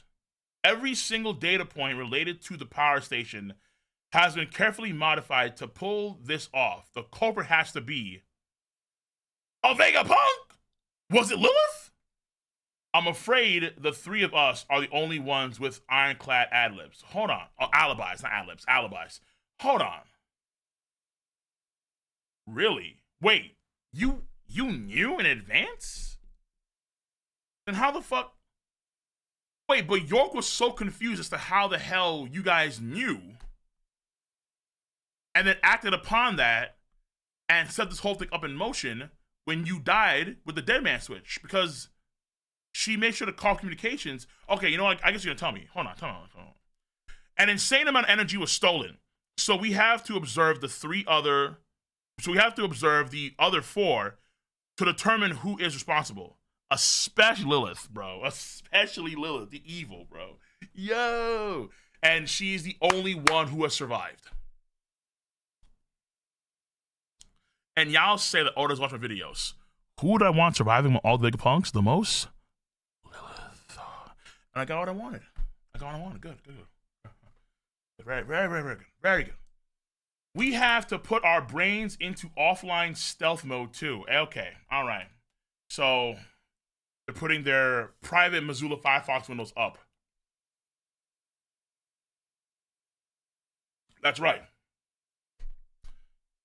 If our memories, if our memories of this get uploaded to Punk Records, then Lilith, the culprit, would know we're onto them. Damn, automatically pointing at Lilith. Jesus Christ. 1 week before the present. Okay. Attention, I'll identify the culprit. It's York. What? Oh my god. Bro, listen, just because she's the evil doesn't mean that she's a bitch.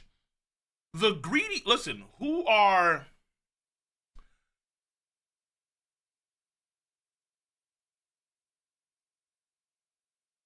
York is like akin to a gold digger. It is what it is. She has to be satiated, my niggas, and y'all ain't doing that. So York is gonna give intel to Marines who can do that for her against the world government. Lilith is a girl that you have to try and fix. She won't necessarily betray you, but you have a lot of work. You have a lot of work ahead of you. A lot. Okay, good luck. Godspeed. Good luck. Yeah, and also right. Now, to be fair, that applies to all the that applies to both the girls. That applies to York and Lilith. Well, with that bolt-on activity, that big bolt-on activity. But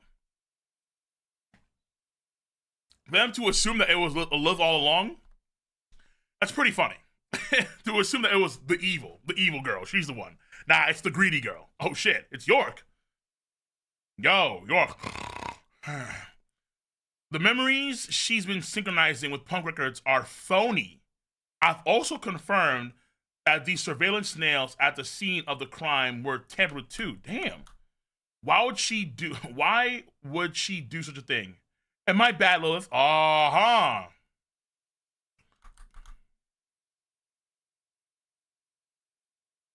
Yo, I just realized something.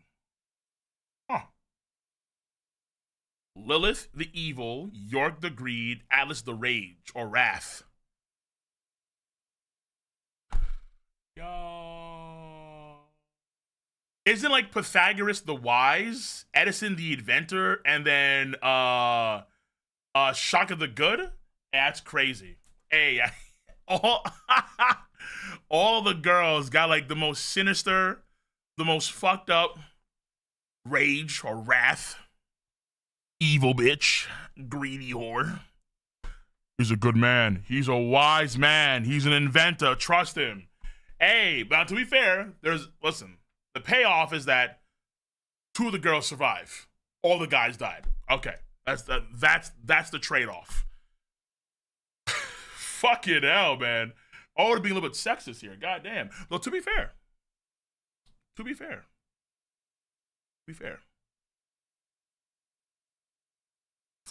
For Lilith and York, that's okay. That's okay. I agree. I like that. To be fair, I'm cool with that. I think Oda spent too many times drawing butts because he was training. He's like, you know what? I'm not gonna stop this. I need to keep on training. You see, I need to keep on training my art style. Make sure I'm on point. Let's keep these 2 alive. Yeah. I've also found evidence that suggests someone deployed the weaponized sea beast authorization. A jamming white transponder snail was found in our investigation. I know, we can reconstruct the call data directly from our long-distance transponder snail. Transponder snail. Bzz. Dr. Vegapunk is researching the Void Sentry. Bzz. Ah! She rang Mary Joyce? The Mary Joyce pub? Yes. No wonder Serpol keeps coming here to snoop around. But if you knew all that shit, then what the fuck happened? How did she not know? 6 days before the present. The Cane of Lucia has been erased. The details are still a bit foggy, but I have a bad feeling about this. Oh, feeling. Pythagoras, observe any changes to the sea level and monitor all wireless transmissions. Yes, sir. Do you think this has something to do with the theft of the Mother Flame? I'm sure of it. That portion of the flame must have... How small must the thing have been? It must have been like yay big. It must have been like yay big, and then they still somehow could destroy the entire kingdom. It's crazy. I'm sure of it. The portion of the flame must have been delivered to the government by one of the weaponized sea beasts. Ah, interesting. If you'll permit me to indulge in pure conjecture, it seems plausible that the world government possesses one of the ancient weapons. Okay. And they must have indeed the mother flame energy that York stole to fuel it. But why would an ancient weapon? I want to see what Poseidon looks like. I mean, what Pluton looks like, because I think this would be important too. Because again, I don't know if he's actually right or not. Because remember that when again this is just pure conjecture right here. He could be, of course, absolutely right. But also, when they mentioned the ancient weapons in the last chapter during a speech, or I think it's two. What the fuck?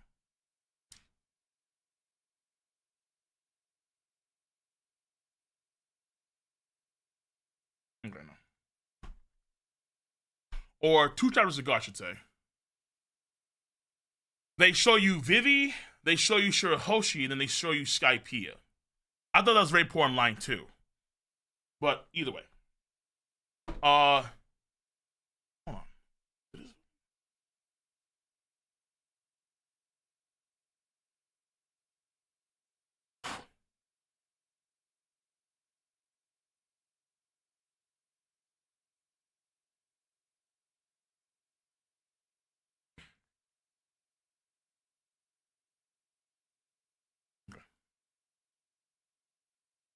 No, my notes are fine. Hold on, let me see it. Let me fucking hold on.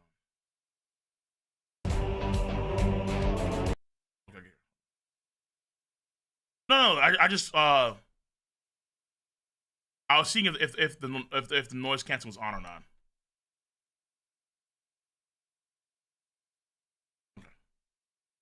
If you permit me to indulge in pure conjecture, it seems plausible that the world government possesses one of the ancient weapons, and they have indeed the mother flame energy that York stole to fuel it. We'll see if the evidence supports my conclusion.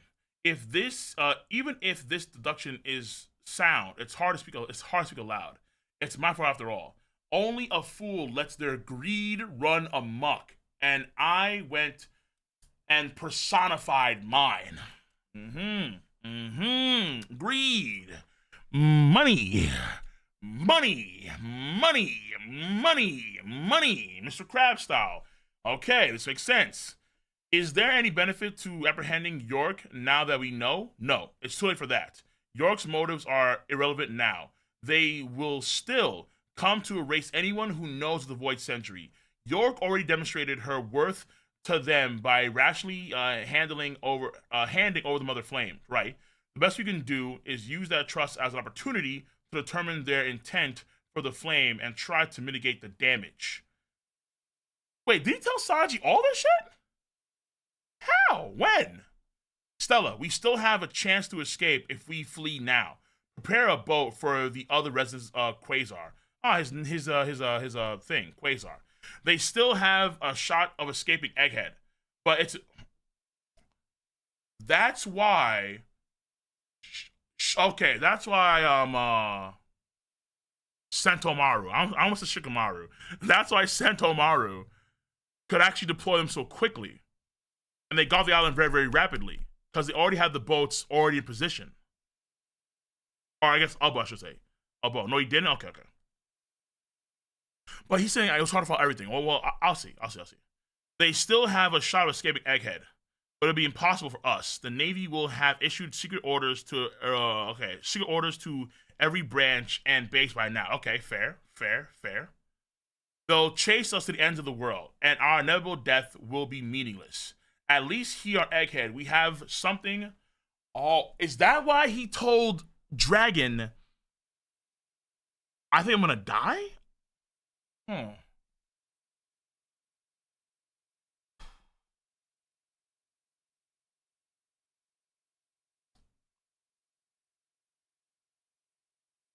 Hold on. Are you telling me that we're gonna have the end of this arc and Monkey D. Dragon gets nothing?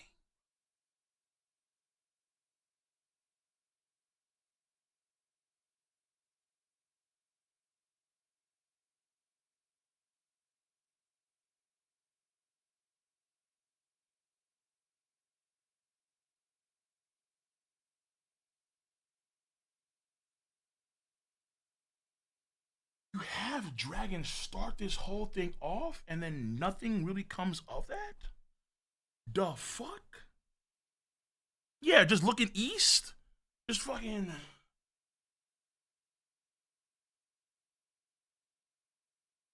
I smell a rat, Vegapunk. Not even that. Vegapunk. I smell a rat. I smell a rat. I smell no rats. No scouts. Just east. Okay. Dragon Elbath. Dragon on Elbath. Oh, fuck. They'll chase us to the end of the world. And our inevitable deaths will be meaningless. At least here on Egghead, we have something Ohara didn't 22 years ago. We have the means and equipment to amplify our voices as far and wide as possible. That's right. What exactly is the world government? The closer I get, the more shrouded it becomes. If I must die, I will sell my life. I will sell my life dearly. Big. But how did... Okay. I apologize for wrapping you two into this. In all this. Don't be silly. We're Vegapunks just like you. We're all thinking the same thing. Just one issue, Stella. What exactly continues... What exactly constitutes... What continues? What exactly constitutes death for someone like us? Good point. There is one other thing we must safeguard. Our cloud loaf technology to manufacture artificial island clouds. It may be pivotal to save humanity in the near future. Wow, island clouds, floods, near future. Okay. And we have York. Huh? Stella, what are you doing here? Oh, is that okay? Oh, is that you, York? You know, same old, same old.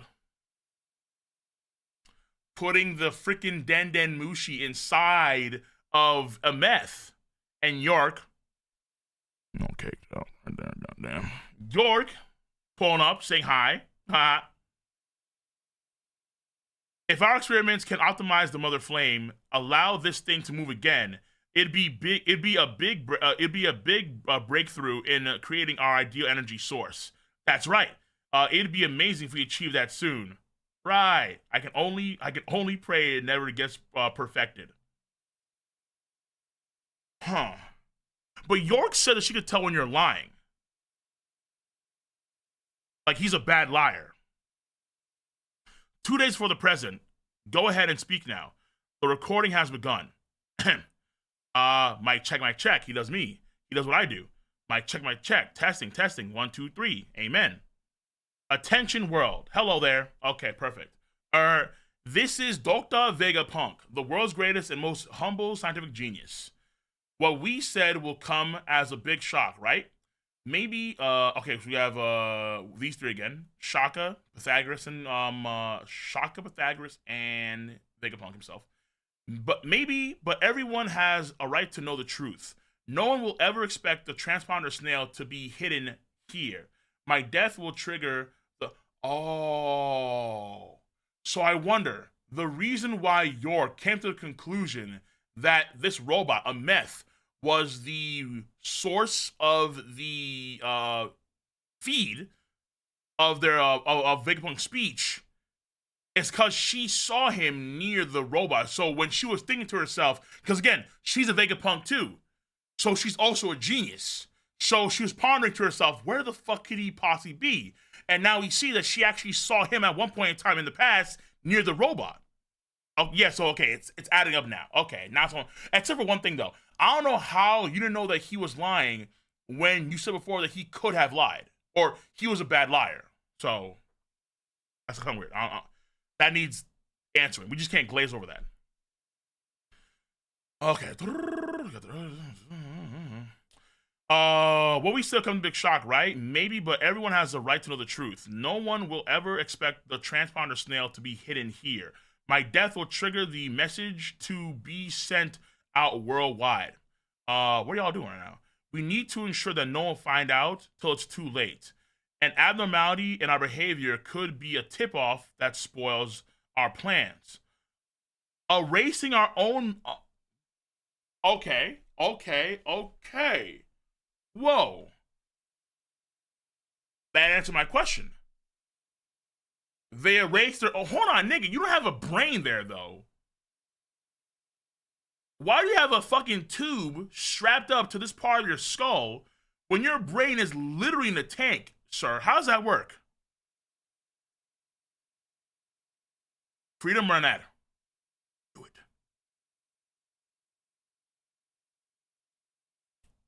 Oh, wait, no. It should be over here. Okay, maybe there's some spinal stem. Nah, I don't know, bro. Okay, that's kind of weird. Okay, I don't get how they can. I can understand it for Shotgun. I can understand it for Pythagoras. Vegapunk himself, the main body? How do you erase your memories, bro? How do you do that when your actual brain is Punk Records? Like, how does that even work? The fuck?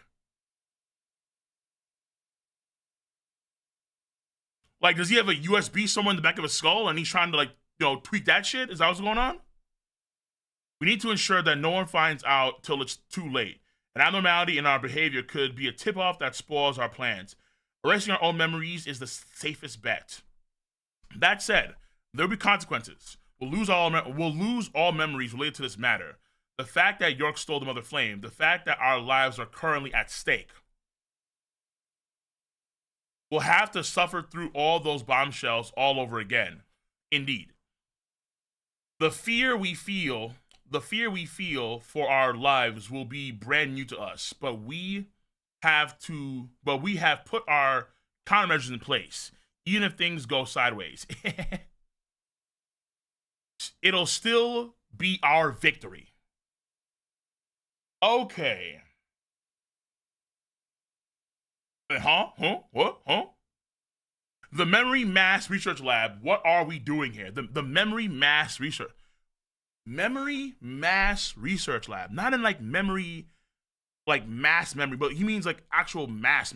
I'm assuming. Like, remember that Kuma's ability? He can give mass to memories. Is that a similar place, or is that the same place that they have the bubble, or no? The Kuma memory bubble. I'm not too sure. He has no brain though. Shouldn't he be required to always connect to the function?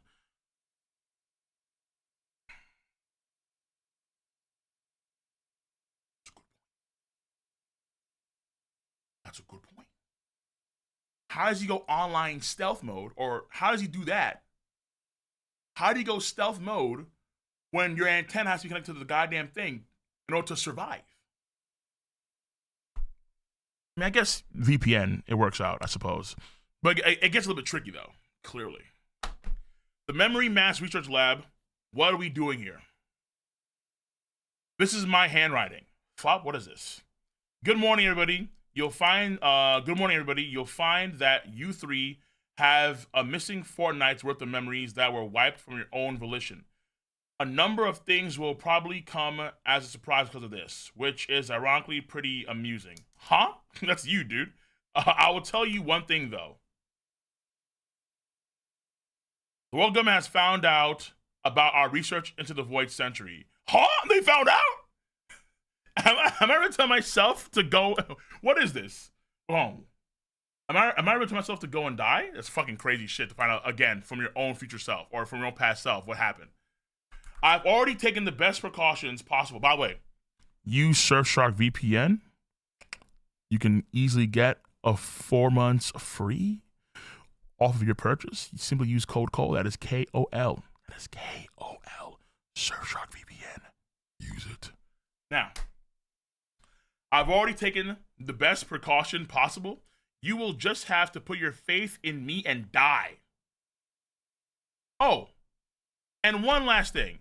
Okay, so that makes more sense. Am I really telling myself to die, to go and die? Yes, you are. Stella, Emperor Straw Hat's crew and Bonnie have just made landfall. Nani? Cyberpol is approaching too. What? There's also a naval armada coming to blockade the island. What? So for these 2 weeks, everything they knew just vanished. Everything they knew for 2 weeks. That's what's all coming as a big surprise. Admiral Kizaru and the Elder Saint Saturn team with them. What? Okay. So for the last 2 weeks, Pythagoras, Shaka, and the main body, the Stella, didn't know what happened. And then they get the rundown. After we rescue Bonnie from down there, so we have Frankie, Atlas, and Sanji. After we rescue Bonnie from down there, I think it'd be best if I stayed put. Huh? You'll die. You don't need to help. You didn't need to help me escape anymore. I've thought about it. Just let me die here. What? Do you have a death wish? Far from it. But I believe. Okay, so interesting. Far from it. But I've come to believe that my death will set something important to motion. This is gonna be a big mess. We can't just sit there and watch you die. We've got to do something. One more thing. About the One Piece. The fucking, excuse me? Frankie, Sanji, lads. One more thing. It's about the One Piece. What about it? I want you guys to be the ones who find it.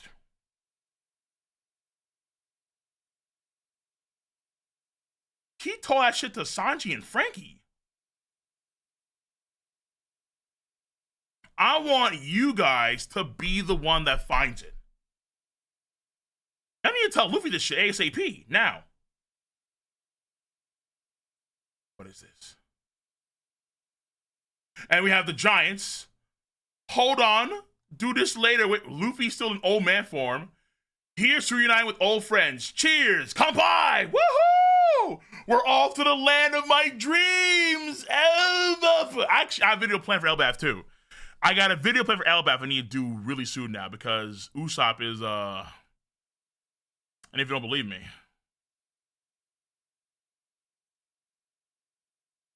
Not half bad. Where's the thumbnail? I have it somewhere.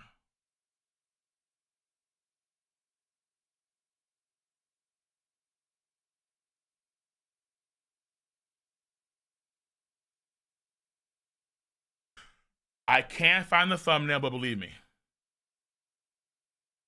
Just believe. It's Usopp with a big ass hammer looking studly as fuck. Where the fuck is the thumbnail?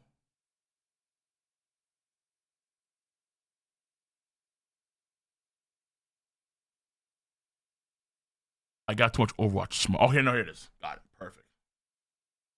Yeah. Yeah. Elbaf about to be heavy, son. Yeah. Elbaf about to be heavy as fuck. Make no mistakes, bro. Make no mistakes. Let's go. I'm ready. Hold on.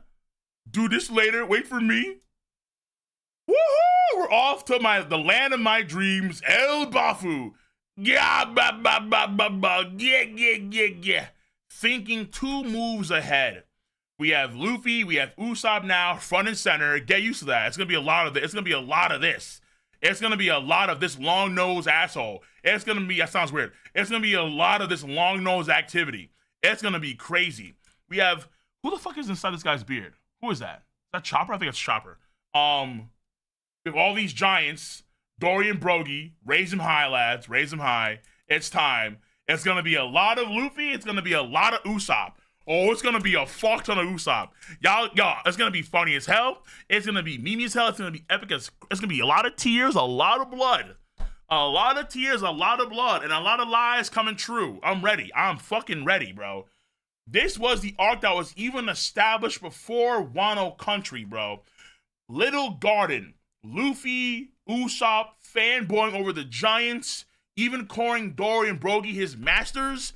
Then we have the continuation of this shit in Enies Lobby with Oimo and Kashim. This man getting Oimo and Kashi to side with him with the he had the whole system on lock. It's time. Loki, Big Mom shit, I'm ready. The arc is over. The arc is over. Holy fuck. Okay. I'm ready. Holy shit. Okay. What did I say about Elbaf? I think Elbaf ends Because that should be video 2 in the future. I do. I have Elbaf ending when? Elbaf ends when? Elbaf, I think, ends winter 2026. I may have to extend that to fucking winter 2027. Because this arc went on longer than I thought it would.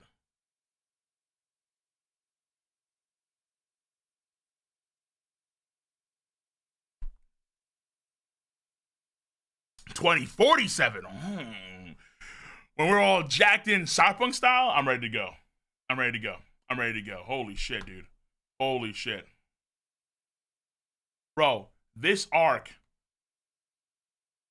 is almost 2 years long in terms of how much time to actually finish. In terms of the number of chapters, it's actually, in terms of number of chapters, it's over Enies Lobby, I think, in terms of number of chapters. And in terms of time frame, it's actually almost as long as Whole Cake Island was. The 2 years of the 2 years of the year Sanji. Now,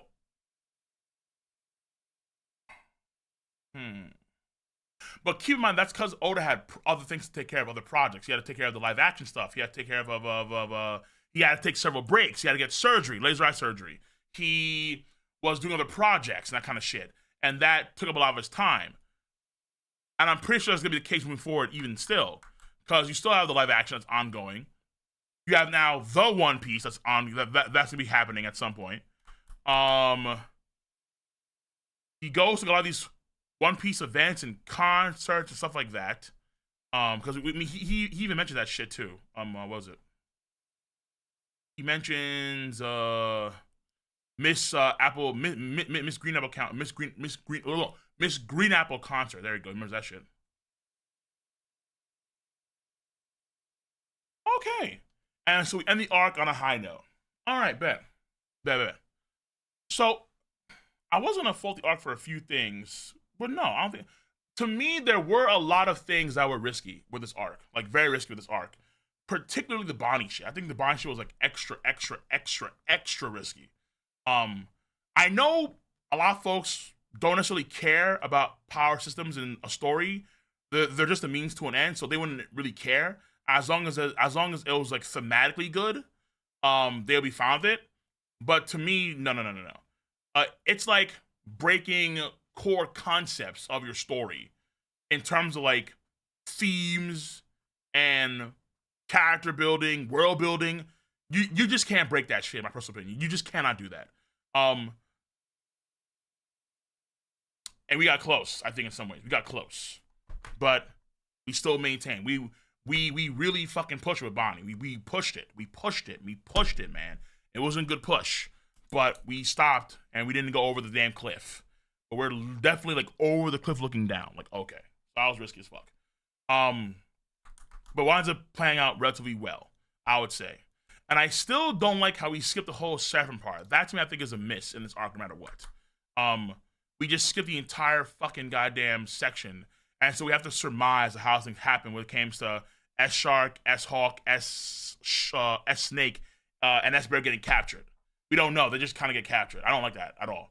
At all.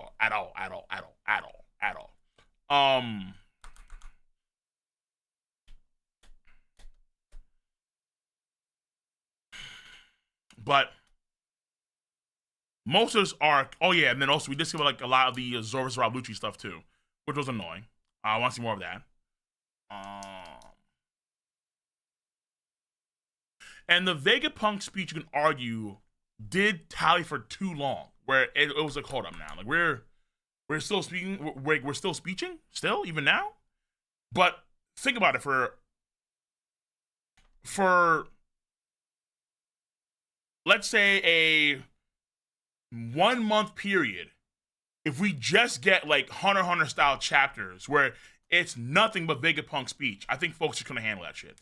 I think that it would be better to actually, so like what Oda did, I think, is the better approach to this, where you have to kind of pace out over the course of time. Let's say, like 3 months for a speech or something like that. That'd be a lot better. So it's a lot better compared to, let's say, do Hunter x Hunter shit in terms of, let's say, just giving you all this dialogue in one go. Yeah, Dragon to me, I think is a miss too. And listen, I'm not a huge Dragon fanboy, no. But the arc leads off with Monkey D. Dragon. Monkey D. Dragon and Shaka are talking. And it's insinuated that Dragon would play some degree of a role in what's going on, particularly when Kuma was involved as well. But he did not. He just kind of, sat there, menacingly looking east.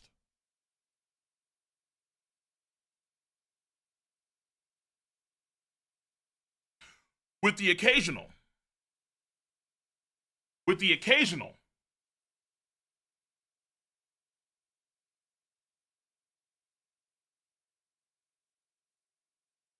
But mostly,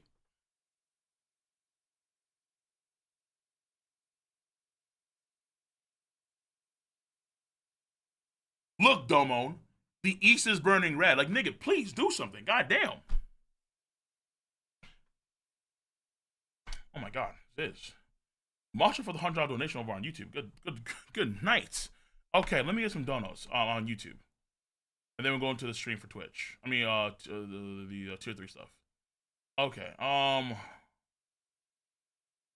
But I would say, even though there's a lot of negatives to this arc, I think that the arc overall is a big net positive.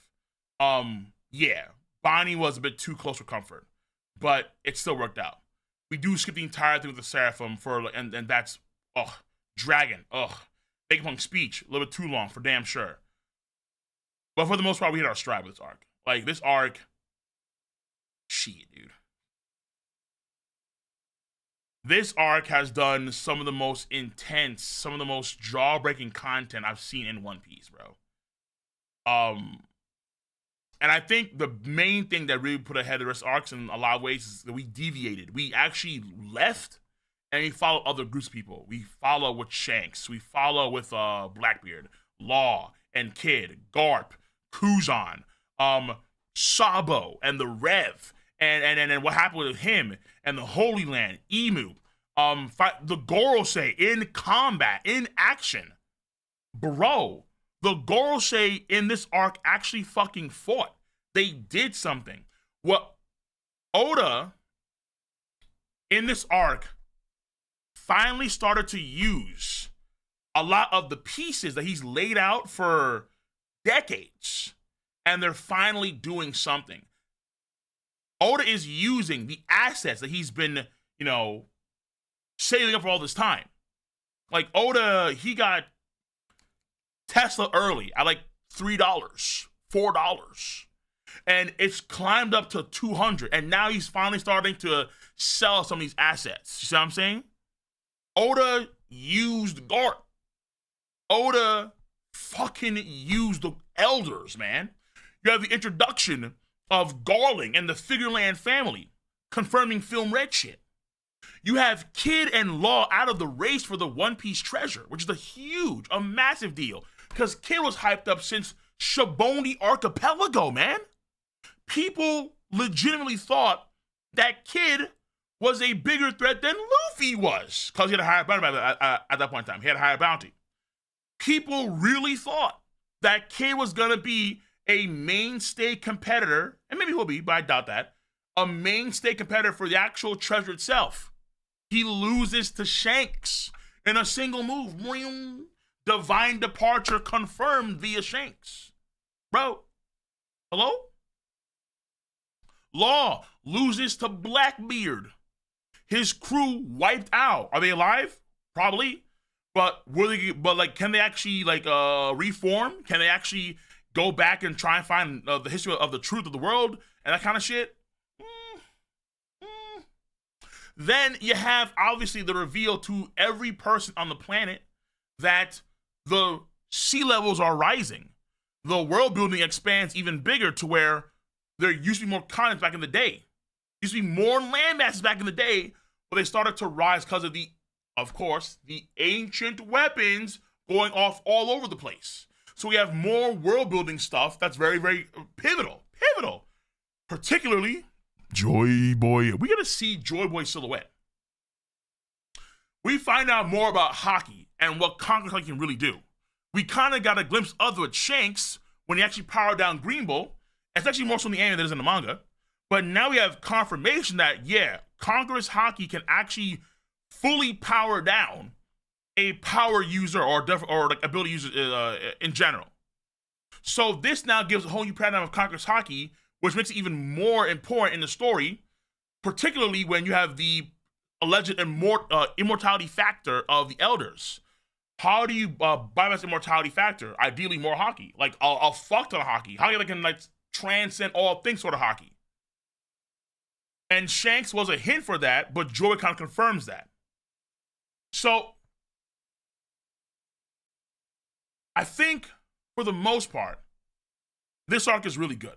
Really, really good. There are some downsides to it, for sure. But this arc is better than Wild Country. That's, I think, for damn sure. I think it's like set in stone. The Kuma flashback was a very interesting experience. It really was. Because what Oda did for the first time, because normally he doesn't do this. Normally for a flashback, we kind of see like a certain section of someone's life. And then Oda kind of plays that out. He plays that out for that one section.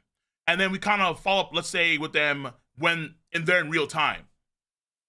Kuma gets his whole life told to us in a lot of like montage ways, for sure.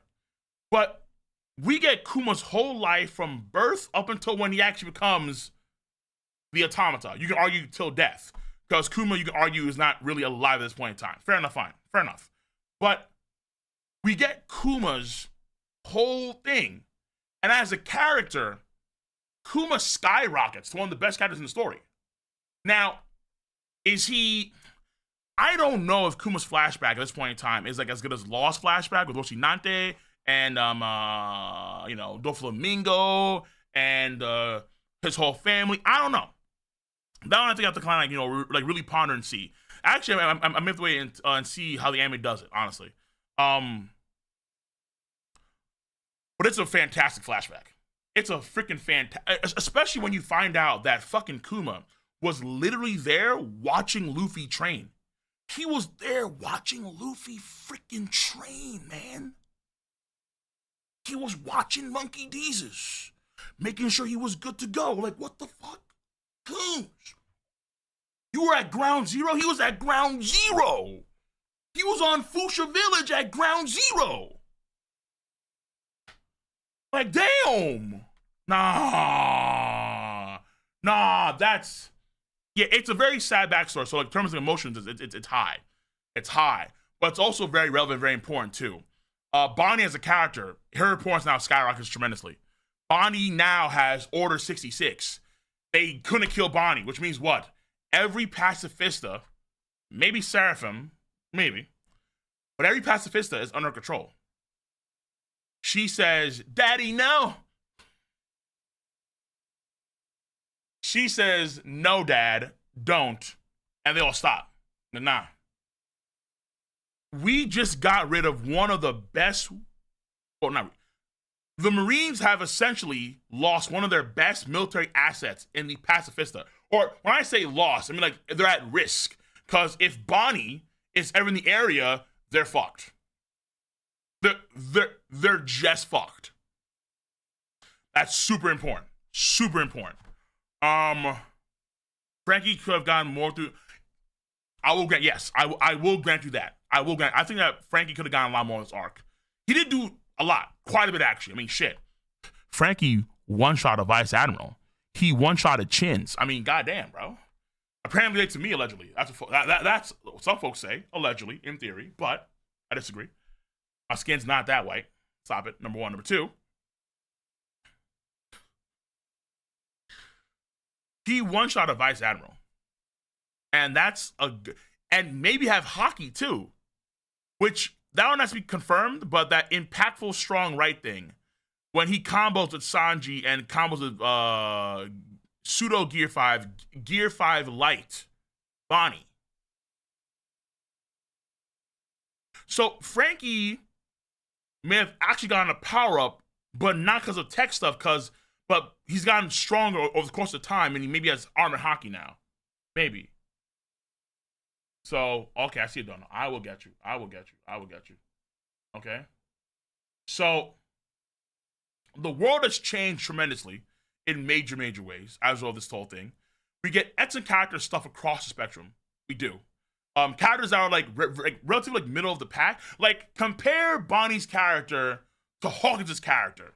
Hawkins gets some screen time for damn sure in Wild Country, but Bonnie matters just so much more now in such a major way. It's incomparable, right? Because there's less characters in this arc, let's say compared to the last arc. We even kill off, like, we kill off every Vegapunk except for Lilith. Like, goddamn. So people were dying in waves in this arc.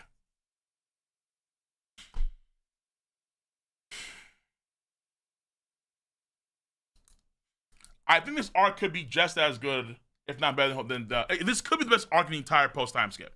It could be. That I need to give more thought. But I think it is worthy of being like an 8.5, 9, 10 8.5 or 9 category, honestly. It really could be. I think it's a really strong arc. I think it's a very strong arc.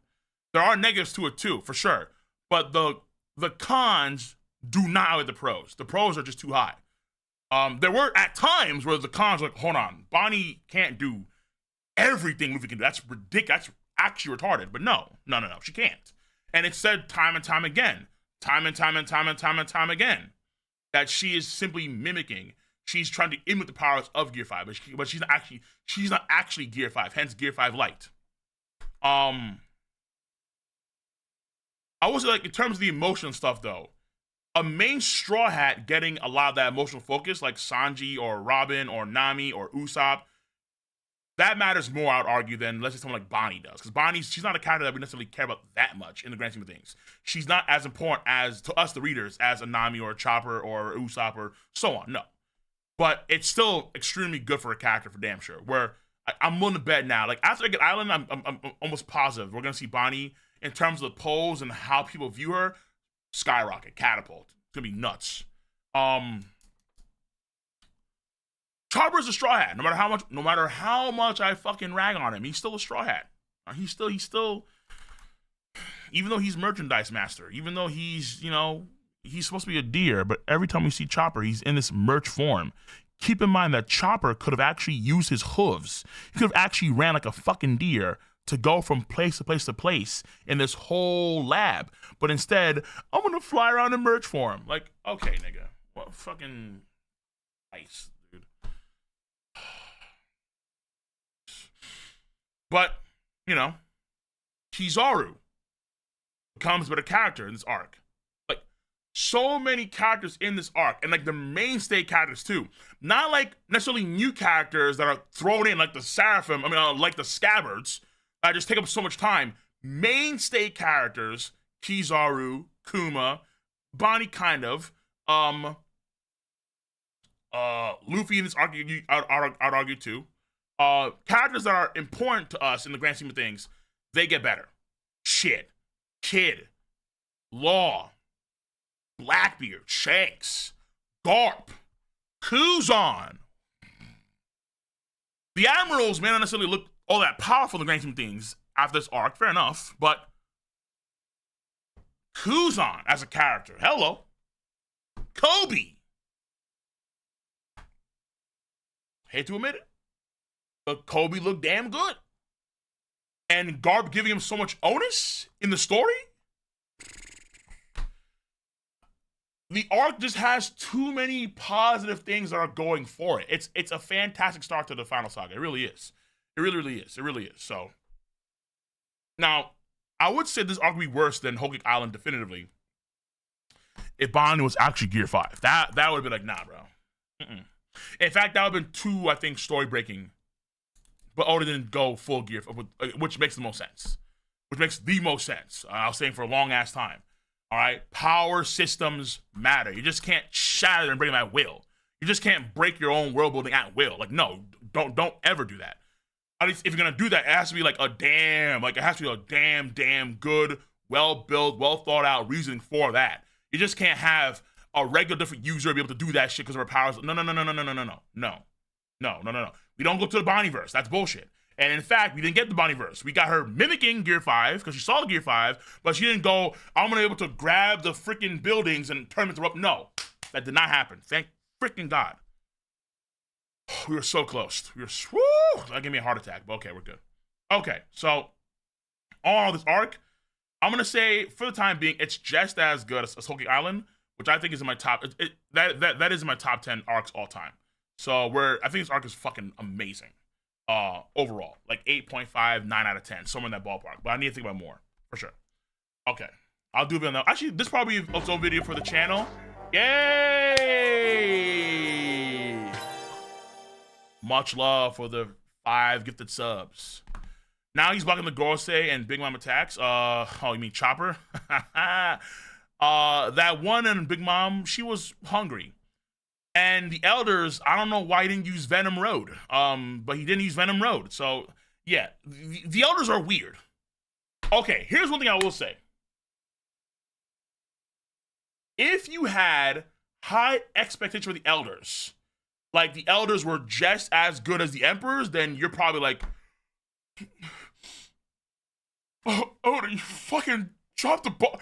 Oh my God, Oda, you're so trash. How do you have these? Like, no. Well, okay, I'll say no.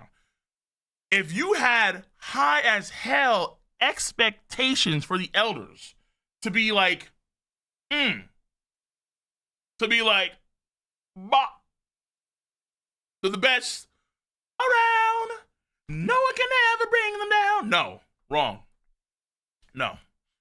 The best of the best are what Oda tells us. And this is what I've been saying before too. Because I said, like, the elders, in terms of the power scale, they're probably, I can give them over every first division commander for the most part. But I can't necessarily say they're as good as Admirals at this point in time. I just can't do it right now. The best of the best is what Oda tells us in this chapter right here. This panel is too important.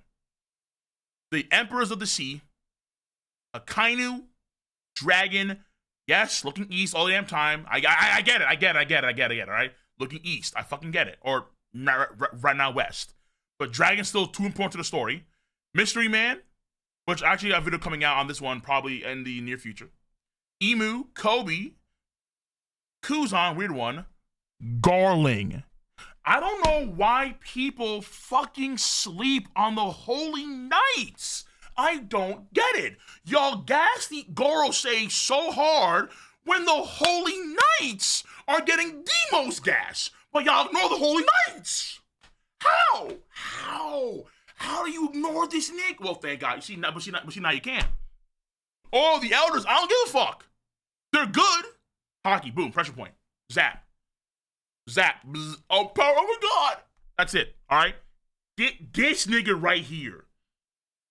Darling. This guy right here is the real, he's sauce. You want to talk about energy? You want to talk about Studley? You want to talk about Yoke? Garling. And he's in this, him, and of course Sawa too. All right? You want your Himothy? Wargame fanboys? Boom. Himothy, right here. Crescent Moon King, right there. Right fucking there. Right there. Not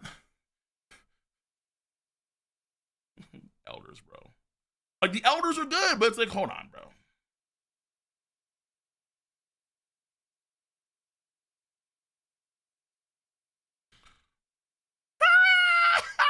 Marcus Smart! Oh, shit, bro. Let me. Oh, my God. Hey, I'm gonna leave it on that. I'm gonna leave it on that right there. It was just top 1 hockey, no big deal.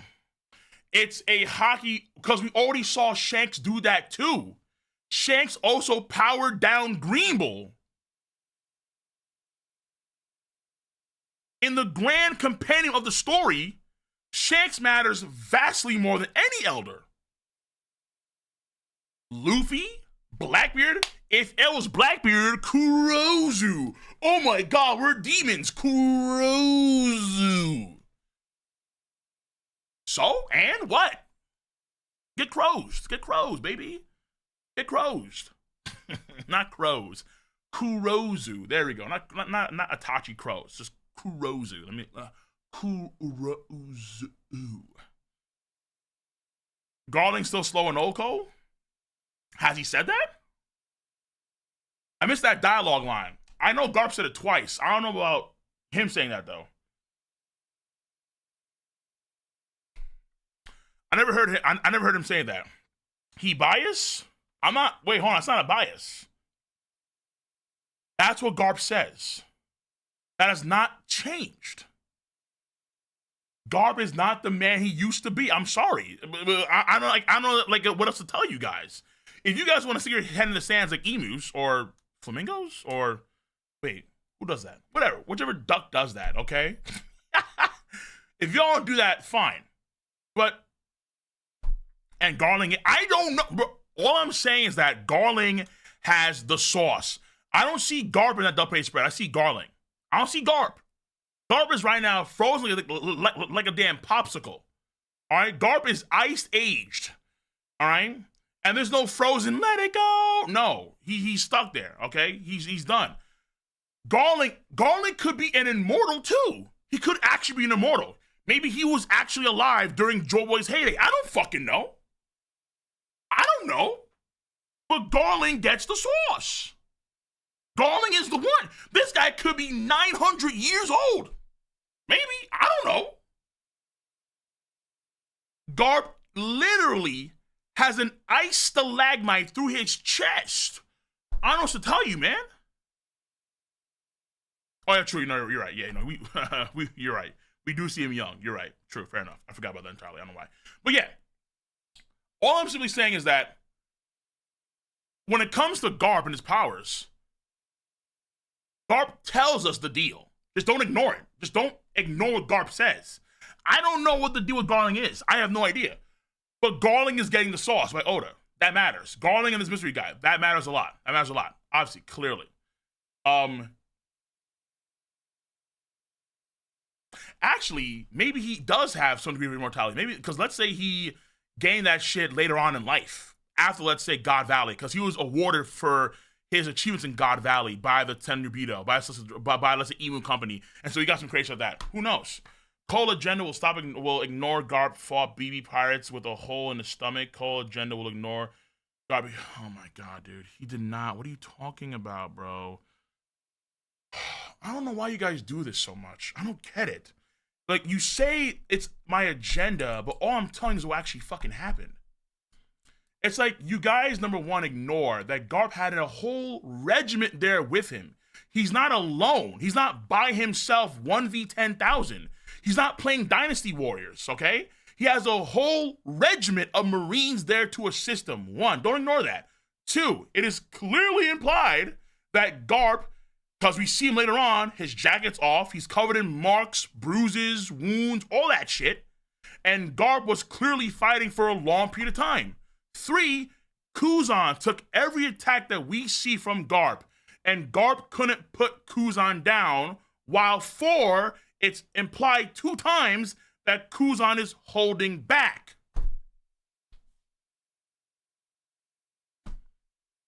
Like, what the fuck? And then 5, we know the fodder matter because they matter in Wano country, and Gru says that they matter in Pirate Island. That's why you can't invade Pirate Island, because when you do, there's so many pirates there, you get lit the fuck up. It's literally in the story. Oh, but he was by himself, hole in the stomach like he was fucking Ichigo after Ukiura went Seto, and he's still fighting with the hole in his chest like, yeah, like, no. Like, what is this fan fiction, man? It's like the same fan fiction with the Zoro guys and Rob Lucci. Oh, Zoro, he was there. He was there. Oh, Zoro, he was there. Rob Lucci, no chance. Yeah, he cut his head off. He fucking annihilated him. No. He does his fucking attack and Rob Lucci's still there. Like, I don't... It's like, what is this fan fiction, man? It's like, what are we talking about? Like, goddamn.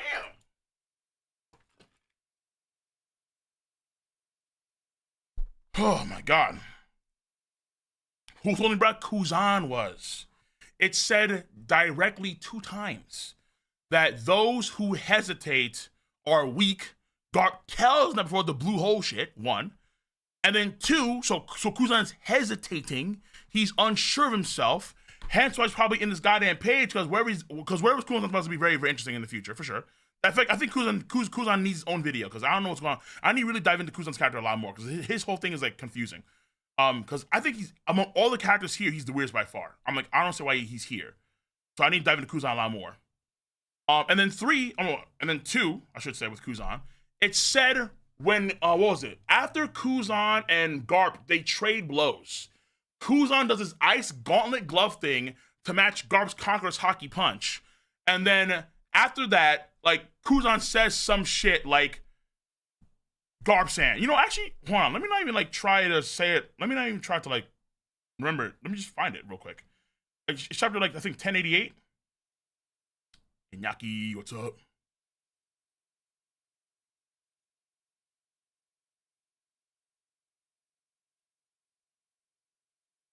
Yeah! Garp-san, what exactly do you think you're going?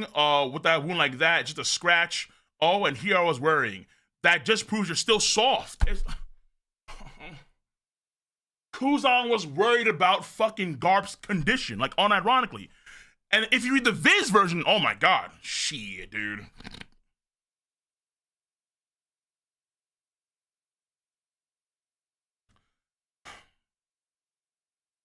Because the way I feel is that I don't even feel like what I'm saying is out of pocket. It's just like it's what's happening.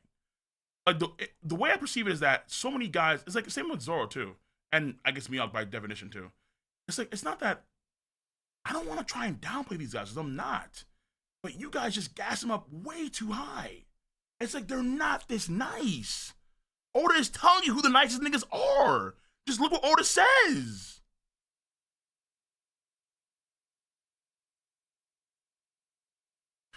Where are you going, Garb, with those wounds? You mean scratches? I'm saying I'm concerned. You're soft. It's like, bro, how Kuzan is, I don't understand. Kuzan is not in form. He's not in form. Oh, God. Okay. All right. Either way, call Kuzan mentally nerfed. Yes. Kizaru wait, hold on. I can give Kizaru that. Hold on. Listen. My argument isn't that Kizaru is mentally nerfed. My argument is that he looks like a bitch. He looks like a pussy, which he does. He does. Well, that's undeniable. But I'll give him that. Luffy still fought against him and an elder. He turned 2 niggas into pizzas. 2. 2, not 1, 2. 2. Don't forget about Jay Garcia Saturn. Hello? Remember that, okay? Don't forget. When he had a full stomach, which is implied that he didn't have one fucking the first time. When he had a full stomach, holy shit. My God. Bro, Luffy was disgusting. When he had a full stomach, it was some of the gnarliest shit of all time. Luffy is so fun to watch fight nowadays. It's, bro, Kizaru, mentally nerfed, and Saturn, bloodlusted. Kizaru does a point-blank beam volley at Luffy alongside with Saturn's gore attack, and Luffy in giant form, he fucking limboed that. He went, point-blank light beam. I'm like, nigga, what? Fuck out of here, man. Like, y'all know who he is? Y'all know who this kid is? Oh, shit. Oh, Kizaru's mentally nerfed. So I'm insinuating that he actually be Luffy. Like, shut the fuck. No, you're not. Or if you are, you're insane. You're insane. Mentally nerfed or not, he's not beating Luffy. Not with the full belly, baby. We saw. No. Stop. Like, because too many people try and downplay Luffy now. Fuck out of here with that. Fuck out of here with that. It's not happening. Not my watch. No. I refuse. No. Too many Admiral cats. Too many world government wankers. Too many Zoro deep throaters. Because the whole Rob Lucci thing. Oh. too many guys from too many avenues try and downplay Luffy. It's not happening. Not on my watch. I refuse. I refuse. I will not let you downplay the monkey Jesus. I won't. I will not. Holy hell. Fuck no, dude. You can even damage the boar, Elder? My nigga, what happened when Luffy made a baseball bat looking like Shohei Ohtani, and then he hit back Family Atomics from Saturn, and one of them hit Marcus Warkery, Top Man. Top Man went, "Ugh." Stop. What are you talking about? Like, this is what I'm saying. This is what I'm saying, man. Like, what are you talking about? What? Shit.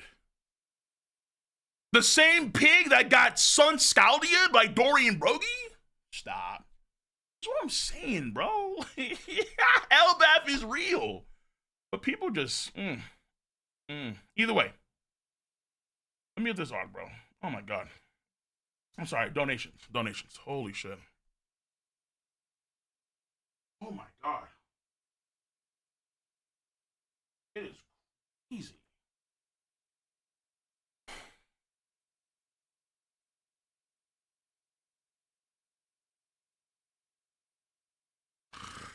Bro, it's like the elders do like they. Oh my God. The one pig has a tough hide, and we're putting all our money on the pig. Like, what the fuck are we talking about? Oh, it makes no sense. Oh my God. The pig. The pig. Oh God. I can't. Marcus Mars got packed up on a combo move. Ethan is fucking getting blitzed by Sanji, clashing with Zoro. Warkery is getting flung by Dorian Broggie. Shit. Fucking Jupiter is sucking for nobody. Looking like Kirby and no star power. It's ridiculous, bro. It's like, wait a minute, man. Like, the elders are good, but dude, slow down. Slow your roll. Oh yeah, Shanks. Now I'm super confident. Shanks, 1v5, easy, light work. Okay, maybe not light work, but he's working him. He's working him, bro. Oh, demon form, power down. Oh shit, Shanks. Power down. That's what happened. All right, let me fucking. Oh God, how'd I get here again? How the fuck did I get here? Hey, fuck you guys, all right? You guys made me go on a crazy side tangent, bullshit. You guys, it's all your fault. All right, you know what? For that reason, I'm going to leave it on Yamato while I go through these donations. I'm going to actually zoom in on Yamato. All right, I'm going to zoom in on my girl, okay? Boom. Holy shit. Fuck out of here. All right, I was wondering where, okay, Frapper's got there earlier. Okay. No, that's from JJK. Arthur. Okay. Gonna Beast. I think Yamato will be captured by Blackbeard. Weird. I don't know how that happens, but okay. Fractal Machine. Ain't no room for Yamato. Next try is Caribou. Stop. Caribou's already, he's already sucking off BB's nuts. Stop that. He's saying all Diddy to that. Leviathan. Oh. $5. Lucci hasn't been seen since 11/11. Okay. I better get intel on him and this equal Kizaru plus his equal boyfriend Sentomaru. What the fuck are you talking about? Next week or ending is 3 out of 10. No, bro. Rob Lucci is wounded. Rob Lucci is probably licking his wounds somewhere after the Zoro thing, and then he's gonna probably meet Kaku. Stussy's probably up and about. Wait, who cares? Who cares, bro? Well, I guess you do. But Rob Lucci, he existed. Rob Lucci existed, bro. He existed, okay? Like, we're done with Rob Lucci. Like, next time we see Rob Lucci, like, Final War shit, fights against whoever the fuck, and then he, let's say fights against fucking Cavendish. And then he goes all against Cavendish. Okay, fine. Rob Lucci existed, bro. Listen, no offense. Right now, I'm so focused on Buggy, Blackbeard, and Shanks. I'm just focused on the Emperors right now. Oh, and Big Mom too, obviously. But it's like I'm so focused on what Oda has established as like who matters the most in that 1121 page. Like that to me is like these are the prime niggas: Buggy, Blackbeard, Luffy, Shanks, Akainu, Dragon, Emu, Mystery Man, fucking even Kobe, Kuzan, Dragon, Garling, Shabo. Give me these niggas, bro. This is what I care right now. This is what I need to see right here. These niggas, bro. Give me that shit. Yeah. Okay. Gun the Beast. I think the moon arc will be a short one for lore. Fuck it. Just give me the moon. All right. Listen.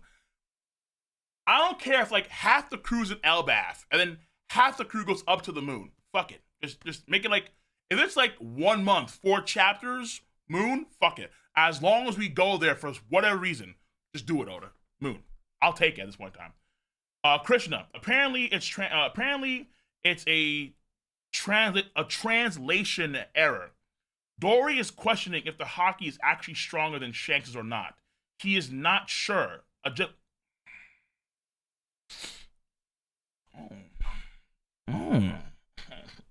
Krishna. Well. Let me just. I will look in this one for sure. Abso-fucking-lutely. What? I will look in this for sure. If it's more of a question, even more reason as to why the God King is the God King. God King levels of Haki. Cope? Maybe, but we're going to find out. I'm going to read the Viz version. It is a transgender? Okay, we'll see. Maybe TCB's playing this notoriously. Notorious. Maybe they got some agendas of their own. Oh, okay. We'll see. Kogi the Moon having the filler? No fucking fillers. I need Moon. Moon. Like, I know someone said before, I think it was actually Handsome Halo Chad. The idea was that we get the Moon stuff, let's say, for the final war.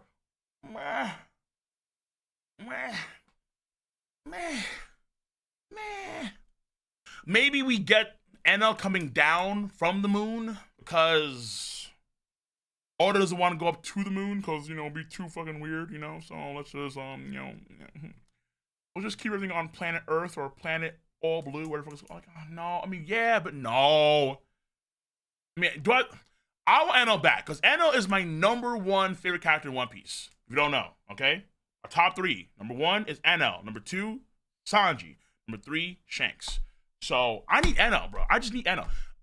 If Enel comes down and he kills Shanks, fuck it. Fuck it, bro.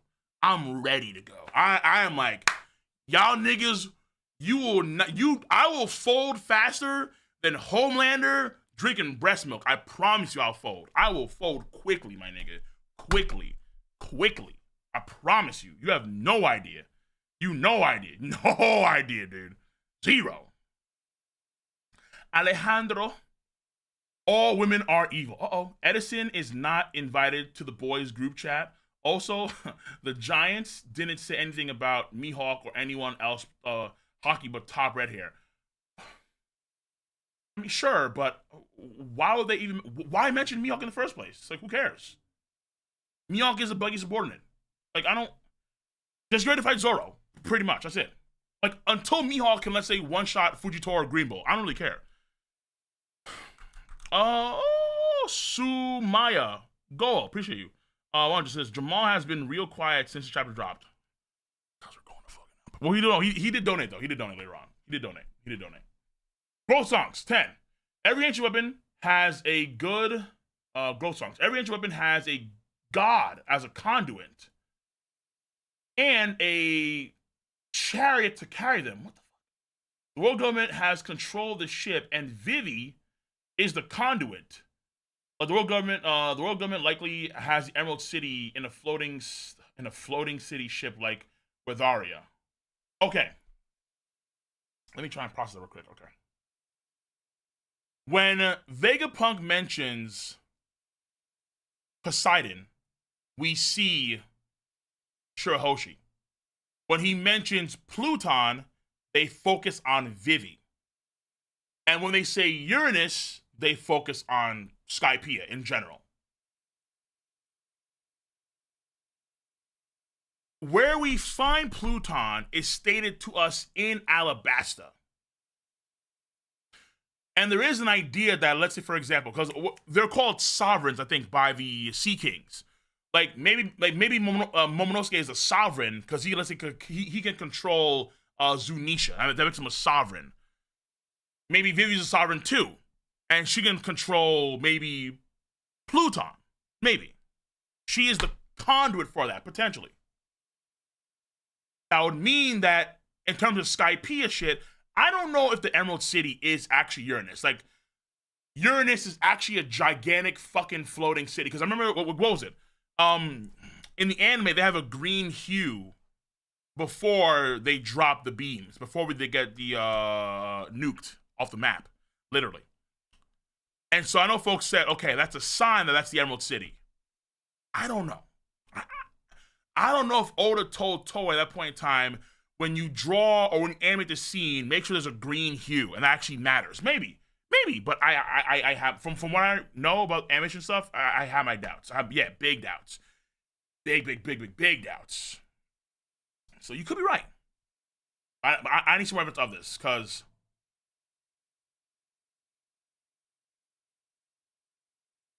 like who in Skypiea would be the conduit for the Emerald City then? Or is it just Mother Flame? You know, like why is it that Pluton and Poseidon have conduits, but freaking Uranus has no conduit and it just has Emerald City powered by Mother Flame? It's kind of weird, honestly. It's kind of weird. Shanks' hate agenda is so forced. Well, no, it's just the anti. It coincides with the whole Zormiok shit. That's really what it is. Okay, that's all it really is. I think that there was I think that Wano Country broke a lot of agendas when people realized that, oh fuck, like Zoro like conquers Haki by accident, conquers Haki infusion on Kaido, and then he just couldn't take down Kaido. Like not even took his niece, and then fucking Luffy does that shit with a punch. It's like what the fuck, or Shanks getting glazed by Kaido. But there's no Mihawk there, you know? Even like this last panel, like 1121, no Mihawk. It's like, well, yeah, because in the grand scheme of things, those that are vying for Pirate King matter the most in the story. And it's always been the Emperors of the Sea. At least, well, not always, but they're the ones that are first and foremost. Mihawk doesn't want to even be a part of that shit. Mihawk doesn't have the willpower. He doesn't have that shit. Maybe he used to have it back in the day when he actually cared. Like, I mean, shit, he was there when Roger died. But he's lost all that shit. He's lost, like, for his character, he's lost a lot of that drive, a lot of that, for whatever reason. A lot of that drive, a lot of that fervor, he's lost. And Mihawk is a very interesting character in some ways, because he's almost like dead inside, and he's waiting for like someone like Zoro to come and like fight and beat him in a sword fight. Fair enough. But the Pirate King shit always mattered, the more. Like, way more, man. And Oda's been telling you that for, I think, a long time. This is why we're in the Great Pirate Era, you know? And who leads this era? The fucking emperors, you know? It's plot. It's Shanks, in terms of, like, back in the day, Shanks and Mihawk being equal makes a lot of sense. Because the plot demanded, at that point in time, they were equals. But now the plot demands otherwise, because we saw, in terms of the plot, these guys matter the most, and Mihawk is nowhere among this troop. Buggy has to be the one to move Mihawk. Huh? It's not a diss on Mihawk, that's his character. Mihawk is dead inside. There's something missing. For whatever reason, we're going to find out in the future. Actually, I may develop on too. But Mihawk, he's not the same guy he was 16, 17 years ago. And then people want that shit, people want the whole Mihawk Shanks thing to carry over. But no, how can it from 16, 17 years ago, and they rarely meet? I think like when we see in the pre-time skip, when Mihawk pulls up, talking about Luffy, that was I think the first time they met in a very long time. In a very long time. Very long time. So, okay.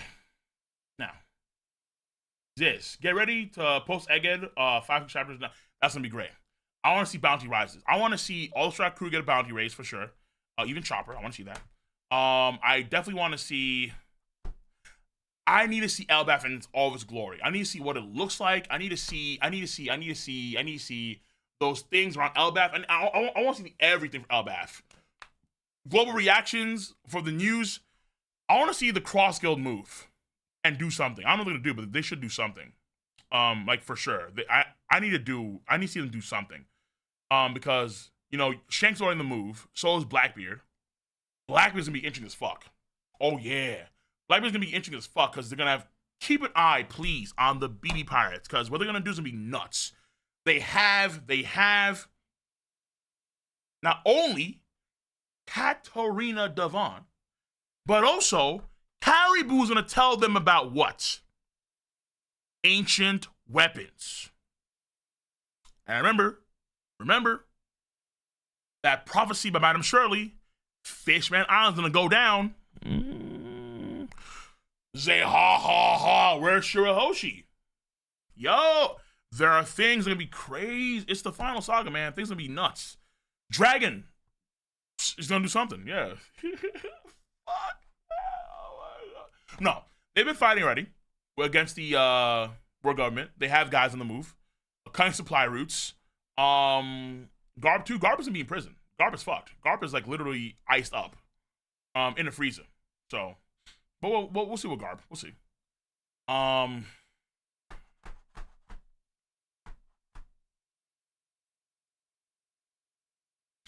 yeah, they can actually use Garp for leverage. Yeah, no, they could for sure.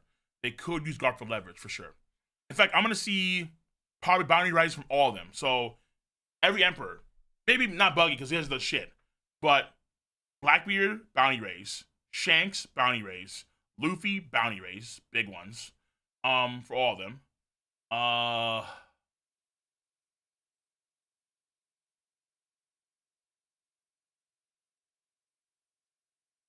I don't know how Buggy will get one though. Like I don't like why would it get? Like what has he done? I don't know. All right, either way. Abyssal Leviathan, wait. If Vegapunk thought the world government fired the weapon, why didn't he say so? This chapter means it seems like he would definitely know. No, he kind of made the assumption like they were doing the test for that shit. Because the Mother Flame has so much power, it makes sense actually. Because like it was all conjecture, but he couldn't say so because number one at the time, memory wipe. Number two is that keep in mind that York is also Vegapunk. So they have to kind of make sure that they can't reveal their cards. Because if they did, then she would figure out that they have something in place to try and counter her shit. And then she probably would have, let's say, investigated MF much early on, let's say during the whole situation. And then that whole thing doesn't get through, the message to the world. Okay. Ooh. Ziz, $100. Much love. Now that we're in post-Egghead territory, before Elbaf, there are things I want answered. 1, new bounties for the Straw Hats and other players. True. 2, wherever he's going, hope Elbaf. I think so too, because I remember that Sabo wants a meme between him and Vivi and Luffy, so that'd be nice. 3, what happened to Marco and Miss Buck going to Vegapunk? And then 4, Emu and Buckybeard next plans. I think 4 is going to be very important. Miss Bucket and Marco is a weird thing. I'm not sure what's gonna happen there. I really, really don't. I mean, we'll see. Because at some point we are gonna need a Rocks flashback, and she could be the one, but I doubt that because I have a video coming out next week about because I was talking to this with Eric and Christian of the because actually you probably know because you were there during that stream. During that stream I had with the Red Force podcast, we talked about the idea that actually Rox D. Sebek is alive. He's currently alive. And actually, the mystery man that we see in this panel, oh shit. The mystery man at the end of chapter 1121, that person could be Rox D. Sebek. Like, Sebek is alive. And that's him. That's Zebek. So we'll see. And he's also the guy that's on the Black Pearl, the black ship. The man marked by flame. That's him. That could be Zebek. So there are takes out there that I think are better than bucking for the flashback, but we'll have to wait and see. Yeah, we do. Yeah, we do. You're completely ignoring my point. Hold on. I think there was something else. Okay. Also, Mega Buster, I'm gonna hit you up for the gaming consecration. I'm gonna do that probably tomorrow or tonight. I'll let you know. Elbath, Swerve, 14. Elbath, I want Frankie to cook in the back with Lilith and whomever the blacksmith is, but need actively noticeable buffs for Usopp, Brook, and Chopper. Okay, bet, fair enough. Diggers of the half, 50 to this. Because Lilith is there, so she can get Frankie buffs on the way to Elbath for sure, or when like when they're actually there. Yeah, I don't know Chopper and fucking Usopp, but Frankie for sure. Vegapunk's speech is very interesting, narratively, because it changes the status quo of the entire One Piece world. Even if readers got repeated information, every person the Strats encounters from now on will have some idea of the truth. Yes, true. No, you're right. That one for sure. You're right about that. Exactly. And it also changes the paradigm of what's most important in the world. That's also very important too. His speech makes it so that it's not just random pirates like Whitebeard or Black, or not random, but it's not like Roger or Whitebeard who are also pirates.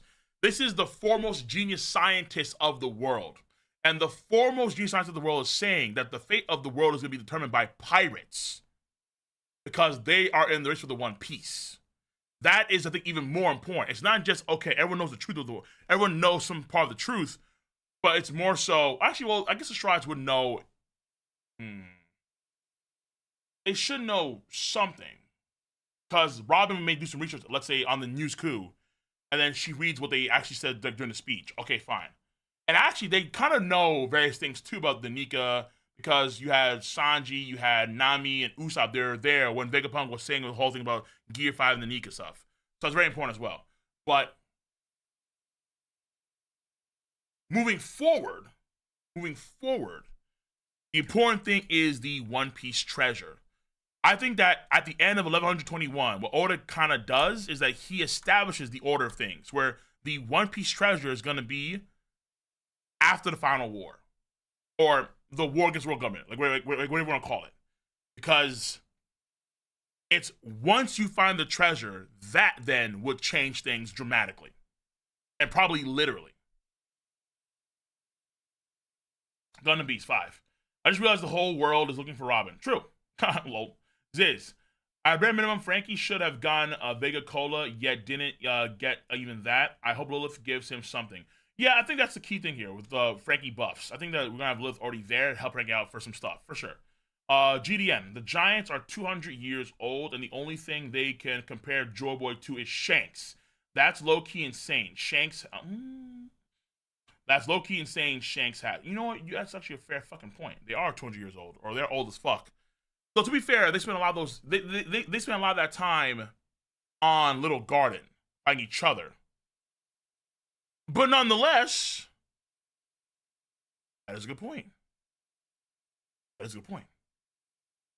But it makes more sense because again, we saw what Shanks did to Green Bull. He did the same thing to Green Bull that Joy Boy's Hockey could do to the Elders.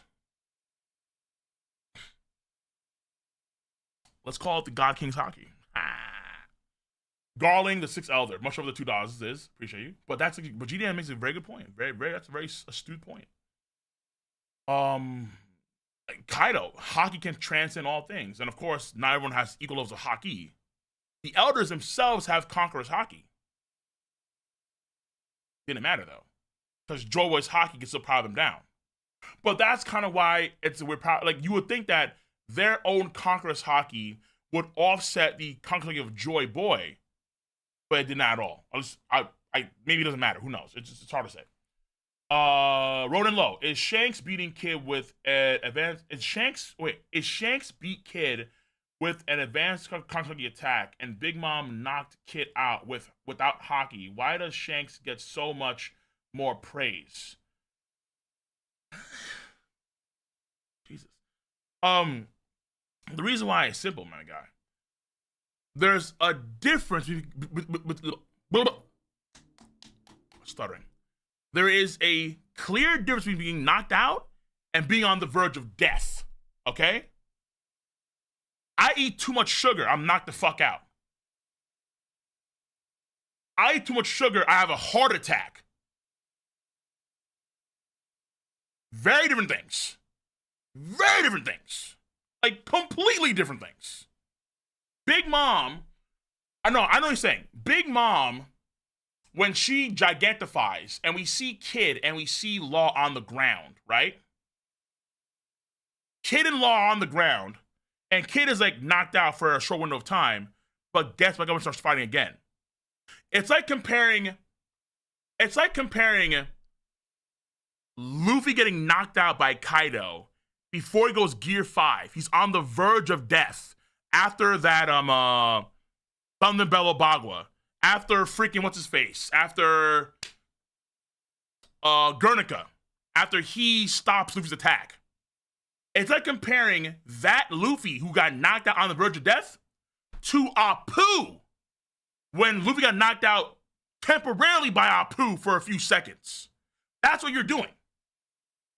That's what you're doing. They're not the same, obviously. Shanks had Kid on the verge of death, arguably in a similar state that Luffy was in when he almost died to Kaido before he went to Gear 5.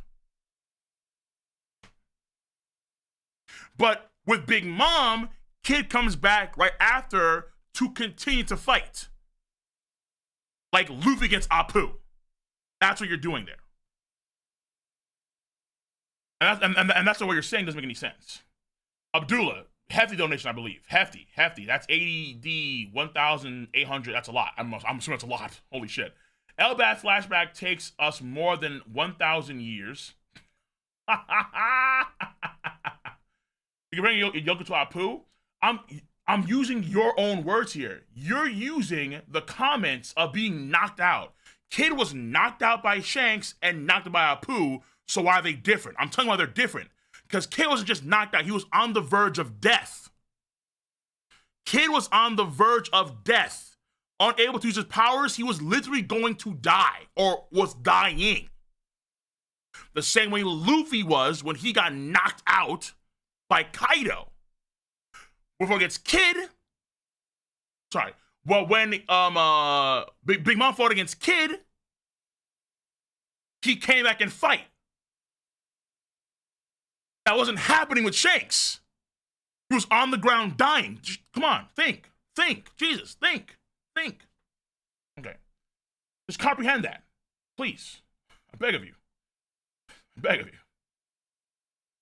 Okay. Yapping? It's my job. I get paid to yap, baby. Okay, donations, more. Oh. Dory and Brogy, no. Okay, so Elba flashback, okay. So Elba flashback will take us more than 1,000 years, where giant Nika was living. Dory and Brogy mention the elders looked like beasts in Elbaf. This is true. Emu is a yokai. Emu is a yokai from that time. And though lost art of magic take the form of human during Joy Boy time, who is a king from the Nirna family. Giant hat belongs to Nika, still working on my theory. I see what you're saying, but I would say it's Joy Boy, because the hat's not like, the hat is not good for a giant, but it's good for, let's say, a buccaneer, like Kuma, right? Like Kuma, unless, let's say Emu's like 90 feet tall himself, who knows? I think that, let's say, the shrub belongs to, let's say, Joy Boy when he's a buccaneer, possibly. I don't think, let's say, Nika may not be real. Nika could actually be a real deity, possible, of course. But also, it could be something that, let's say, the Giants made up. You know, it could be like, let's say, like Nika's a story, not actually like a real deity. It's possible as well. Yes, I think you're right though about the idea that the Gorosei look like the Elbaf wild creatures in some way. Here we go again. If you watch Film Red, there's actually noted to when Uta sings her song for Top Musica, she does Norse runes. The idea of Top Musica is actually like a lot of Norse-based shit, which is interesting as fuck. And it feels like when they called Big Mom a god of chaos of some kind, that could be what's going on, let's say Big Mom, or let's say Emu, mainly Emu and the Elders, where it could be related to, let's say, in some form, demons / gods of chaos in some way. And that's important because I feel like there's going to be factions in Elbath, where you have the sun god followers, but not every giant is a sun god worshiper. And you may have other guys that, let's say, follow the darker path. They follow the chaos god path because they have their own ambitions, their own desires, they upend the whole thing, things like that. I'll probably do a video on that, honestly. But it is mentioned time and time again that the Giants have a sun god connection in some way. But they also mention the gods of chaos. And we see in Film Red the idea of a demon, like Tom Musica, being referred to in Norse runes. In Norse runes. When she sings the song, we don't see Japanese or English. We see Norse runes being disappearing under when she speaks. Norse. And Norse is what? That's Giants 101.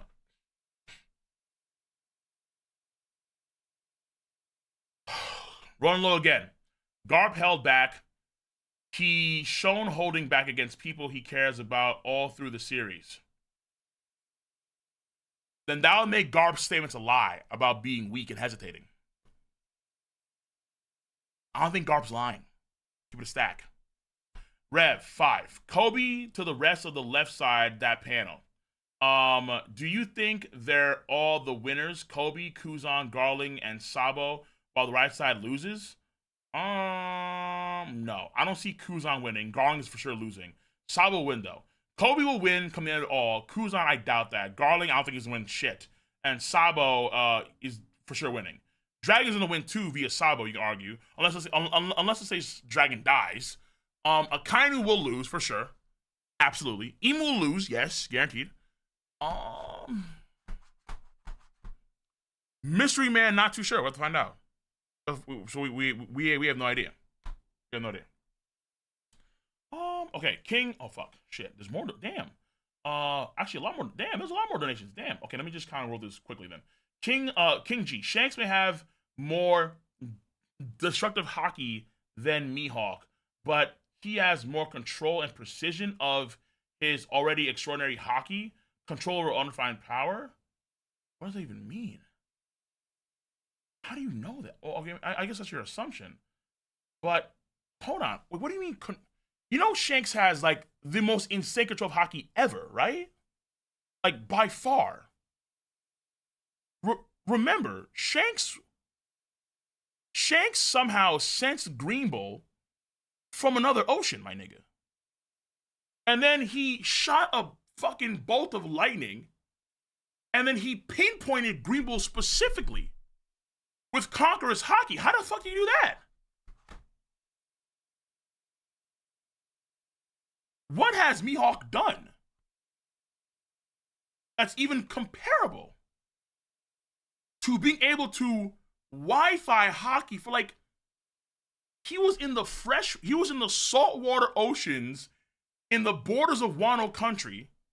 Then that shit climbs the wall, goes through the freshwater ocean, and it goes inland into Wano country lands. What? I don't know what you mean by control. I don't know if like Shanks is already well, to be fair, Joy Boy's now ahead of Shanks. Though apparently it's a question now.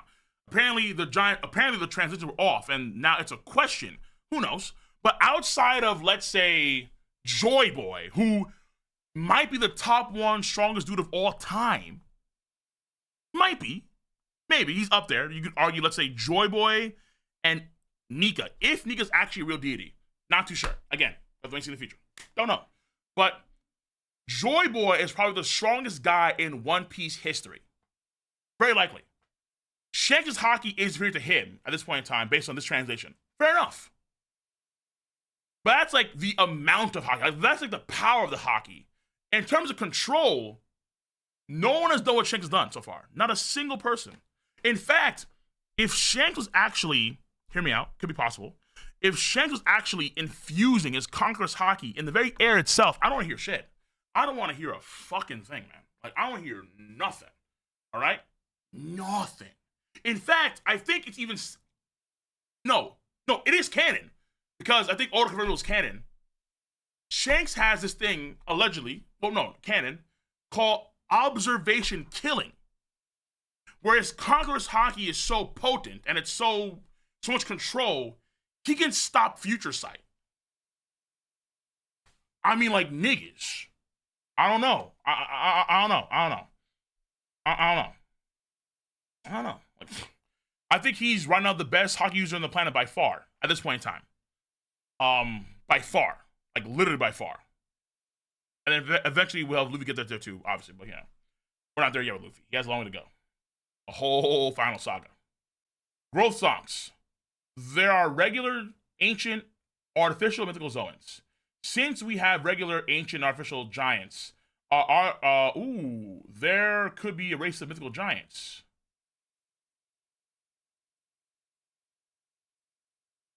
Maybe, okay. Well, hold on, but to be fair though, right?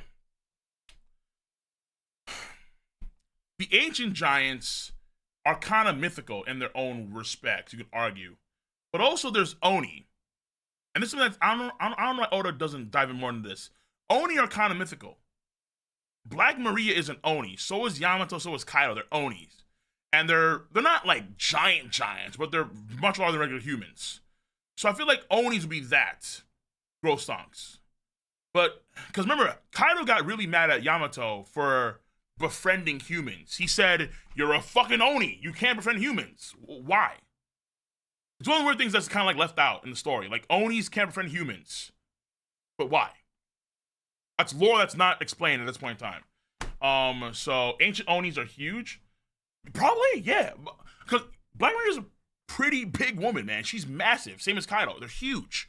Yamato is younger, but ideally in the future she'd be like, oh, I have no idea. Because I don't know who Kaido interloped with to make Yamato. I have no idea. But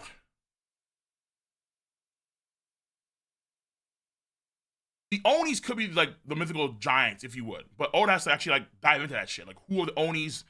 What the whole thing is about? Like, what their history is, and that kind of stuff. So Onis are there. They're there. Just here, Luffy went from playing baseball with all the elders to running away and playing track and field. Yeah, because that was the mission. Remember their mission? To save Vegapunk. That's their mission, man. That they did save one, for sure. But that was their end game, to save Vegapunk, not beat every person there. And hold on, why are the elders so dog shit they can't catch Luffy? They couldn't even catch Dory or Brogy. Why is Walkery so fucking slow that he can't catch giants running through a forest? Why is he so fucking slow he can't catch Luffy? Luffy came back and tagged him several times, and still they couldn't catch him. Oh. Old and slow. You should have never have come to Midgar. Okay. Kuzenbo. Love Luffy performance this arc. Can't wait for Gear 5 shenanigans and LF. Same here. Also, Sanji beat the letting VP die allegations. I mean, I would say that doesn't happen anyway. Like, Vegapunk said repeatedly, I have too much damage, I'm going to die of blood loss. Sanji followed Luffy's orders and said, get him out of here, but he's going to die anyway. You know, like, there's nothing you can do about that. He already said I'm going to die. But, I mean, there is a nice little thing there where apparently Sanji, Frankie, they know that Vegapunk was betting on them to get the One Piece. I think Sanji's actually trying to infer, like, different things. Like, hold on. Like, Sanji's trying to infer that maybe Vegapunk had this, all this shit planned out. But he's not really, like, there's things that are missing, obviously, with Sanji's gauge on that, which makes sense, because even Vegapunk himself had his own memories wiped. So, like, what can you do there? Growth songs. The God Knights might use Uranus to invade Elbaf. Doubt. No country wants to invade Elbaf. No. That's a mistake. Remember that. Big Mom said, if I had the giants, I would have been king of the pirates by now.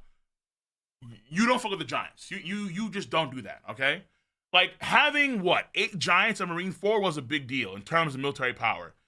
If you have 800 giants, I mean, nah, you wanna fucking fight against 800 giants?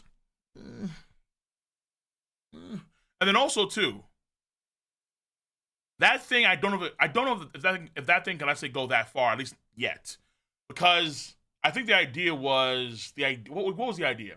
The idea was they wanted to test out the Mother Flame's power with this ancient weapon, allegedly, and Lucia King was close by. I believe that they have, because keep in mind that after the speech, in post Elbaf, we may see more kingdoms revolt against world government, like entirely, like huge revolts, massive revolts, and that means that they're focused on these countries because they're their own countries that are like defecting. So Elbaf is gonna be like maybe not even like a fact at this point in time for them because they have other countries to worry about. They gotta focus on other Lucia-like kingdoms because they're gonna form an actual rebel army against them and like usurp them, probably. Okay. This I can't believe people are bringing up Emerald City in 2024. If they want to it to be the weapon, it definitely is a callback to Castle in the Sky. Yeah, you're actually correct. That's spot on. We'll see though. Growth stocks again, $5 of this. In chapter 1066, page 2, Vegapunk theorizes there used to be a future city like Egghead on the same page. On the same page, Robin brings up Uranus hitting that they're connected. In terms of say like the creation, I don't know if there's actually like gonna say a city on top of the weapon itself, but they're connected in some way. Where like this I theorize that this actually no, I think maybe did he say that in the speech? I forget. But the idea is that this ancient kingdom made weapons. They made Poseidon, Pluton, and Uranus. Yeah. Hackback, much love, $2. Mystery Man gonna be Uro. Let's go. Good shit. Ziz, what if Buggy gets his bounty up by doing the theorized impel down jailbreak, getting Dofi and maybe Bum Weevil? Fuck it. Let's go. Let's cook. I mean, I would love to see Dofi pull up too with the cross skill. Absolutely. Well, that'd be fire as fuck. And Weevil too. Absolutely. Let's go. I'm ready. SF0, appreciate you. Sanji let Vegapunk get hit by Kizaru on purpose. No. Stop it. Kizaru's, light speed. So, and Sanji has to carry Vegapunk. Mind you, Vegapunk is like much bigger than Sanji. He's like 9 feet, 8, 10 feet tall. Same as like Luffy's like what? Sanji's like 5'10". So it's kind of like a 10-foot nigga. Light speed kick, like bro, like, and then, like, what do you want? A meth. Oh, I'm sorry, Sanji. Much love for the 400 Arnold Zarb. Appreciate you. A meth unleashes Joy Boy's hockey.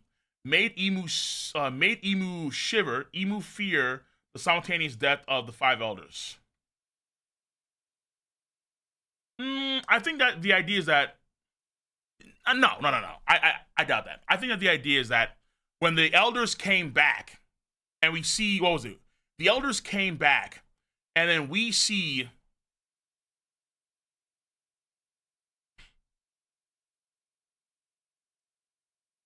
Hockey on the elders, like residuals hockey on the elders. Yeah. So we see like these bolts of lightning. No.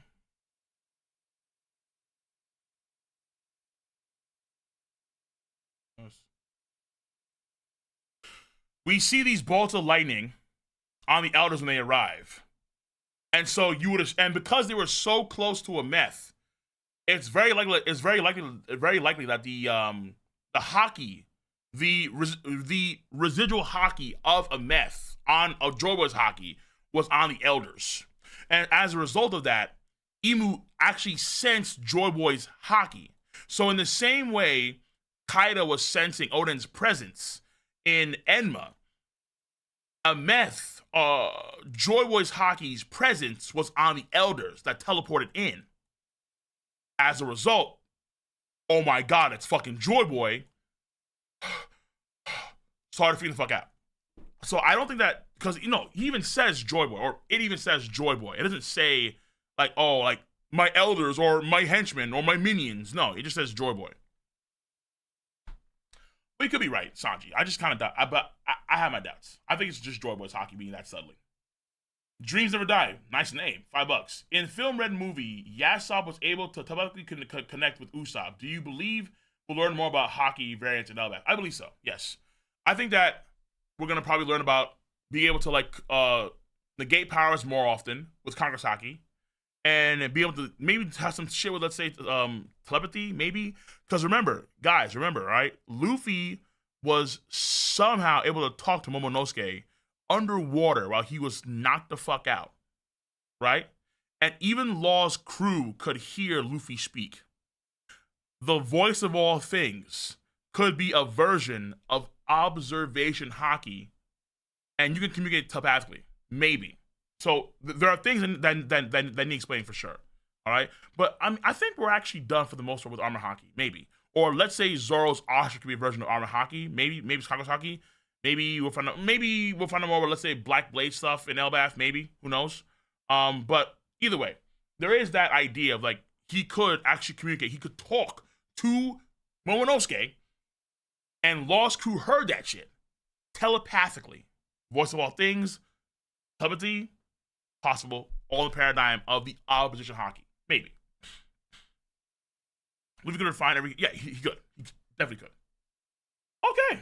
And that's it. Right, elders too. Yeah. Oh, yeah. The elders also communicate. Though I don't know if that's, let's say, their power or because of magic circle stuff. I don't know. But you are correct. The elders do talk to each other also telepathically. Yes, they do that as well. They do. You're right. You are correct. So we'll see. All right. So people over on YouTube, that's it. We are done for the YouTube stream portion of the stuff. So I'm going to sayonara, YouTube lads and ladies. That is it for you guys. I am going to catch you guys on the stream for, I think, Chainsaw Man. Well, I'm going to play Elden Ring for a fuck ton of hours on Sunday.